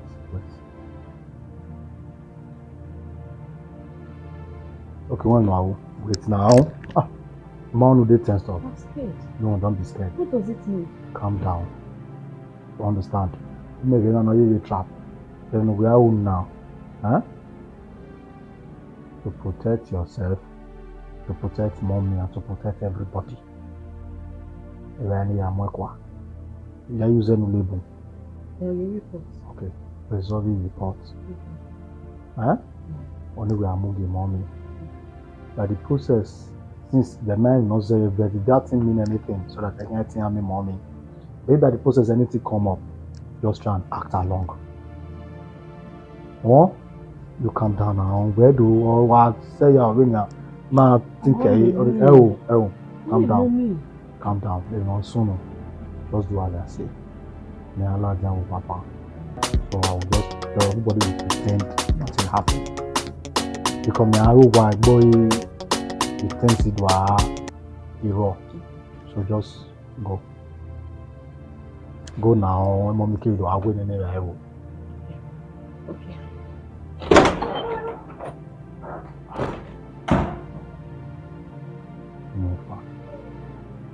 Yeah, even you again now not trash, huh? Is this greed or what?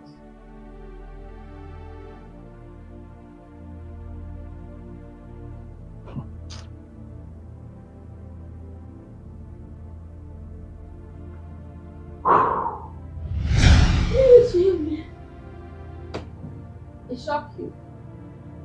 It shocked you. The only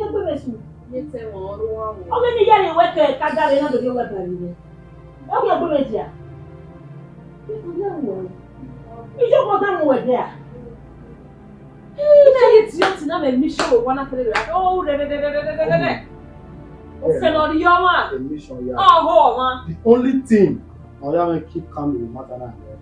I will not give her now. It means to tell us. Exactly. Because when they go work one now, policemen on their way. You better just speak now so that my Maria to be my trash within the family. Because you know power you and sister. Attempt murder. Yes. No way. Very good.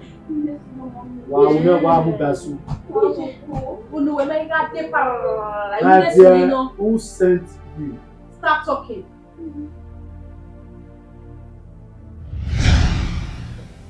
Baby, Yeah, what's up? have a good day. Yes. When we're going to get good news of your so when what down you wanna say talk to me there. Okay. You know me. We is not adding me back. We love it. Jesus. Can you imagine that? Yes, so. I'm so happy. Oh.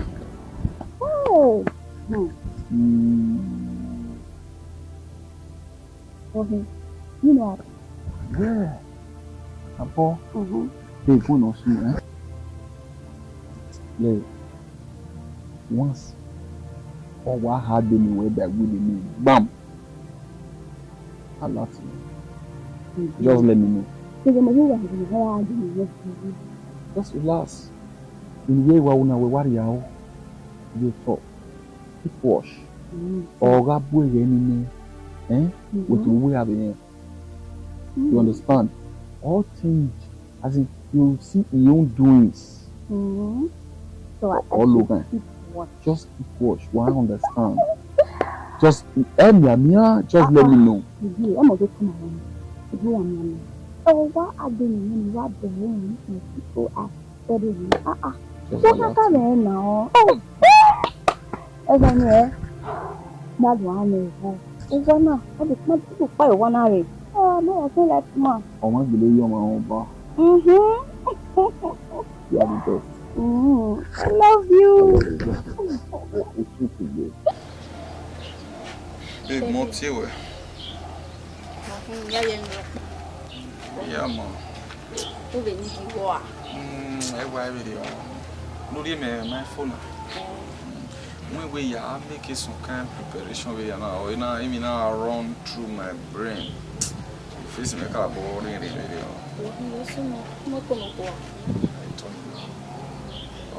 don't want to win. I'm going baby, you need to wear by where the party your mommy, madam.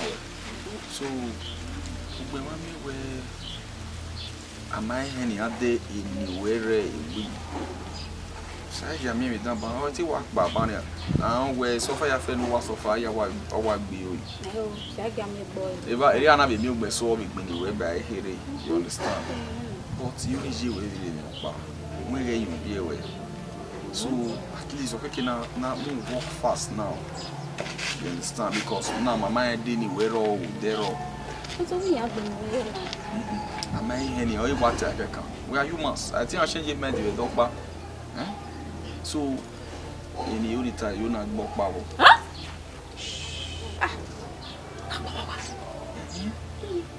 I'm away no cocoon. You will go no cocoon. I'm away no logo, so you will no cocoon. Larry. Here now. Way blood in a hair or here very more. Walking away. In now, Eki. Again in a new word, not all one. Meone, we don't know what live by. We be by any. Why do you be by any? Oh, I don't live by or serve you Wayane. On a savvy madame, here, what you about my mamma stop. Or a view with you when you give when I live and I will beg a keep points in the banner. I almost to see where go for people, okay. I may have to cope with you. I woman wet down. I can most down because when you live, I'm a points in the way. I can what down a kid. The woman will now feel now so was saving life in here. If you have fair no make never or many where you keep out there. You will not be our God who was saving life in your many where you I don't think all these things everything in my head since. Imagine we video. You don't know where we're born now yours normal thing. Get free. Yes now. But now where we were. So I will be there before you know it. If you have faith, you know can't wait. I need to keep out there. But there is the yo cut. So are you ready to do this? Of course. What's in that way? anything for you, baby. Together we come. Yes, together we come. My baby. My love. Only one I love you. Okay, Gary, I spend this some time with one. Of course. Baby. You love you, right, babe? I love you. Oh, they're wet.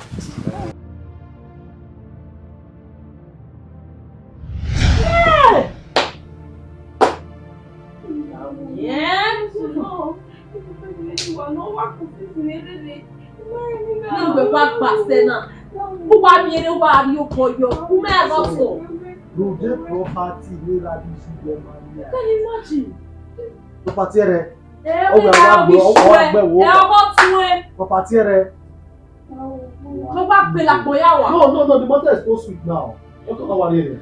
We have another couple. So where's the set boy?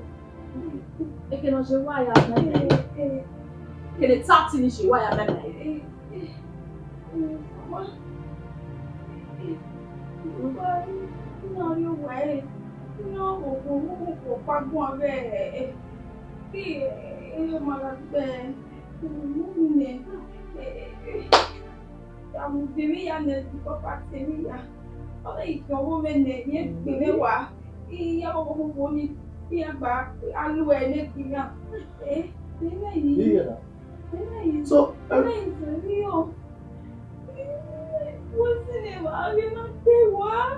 Hey! So you killed the boy. Congratulations. Welcome to the Model Club. Who are you, my sister? Here for one afternoon. You get property. I'm here for. Okay, what about you? Who promised you when they poor? You just know what I'm here. You go and tell them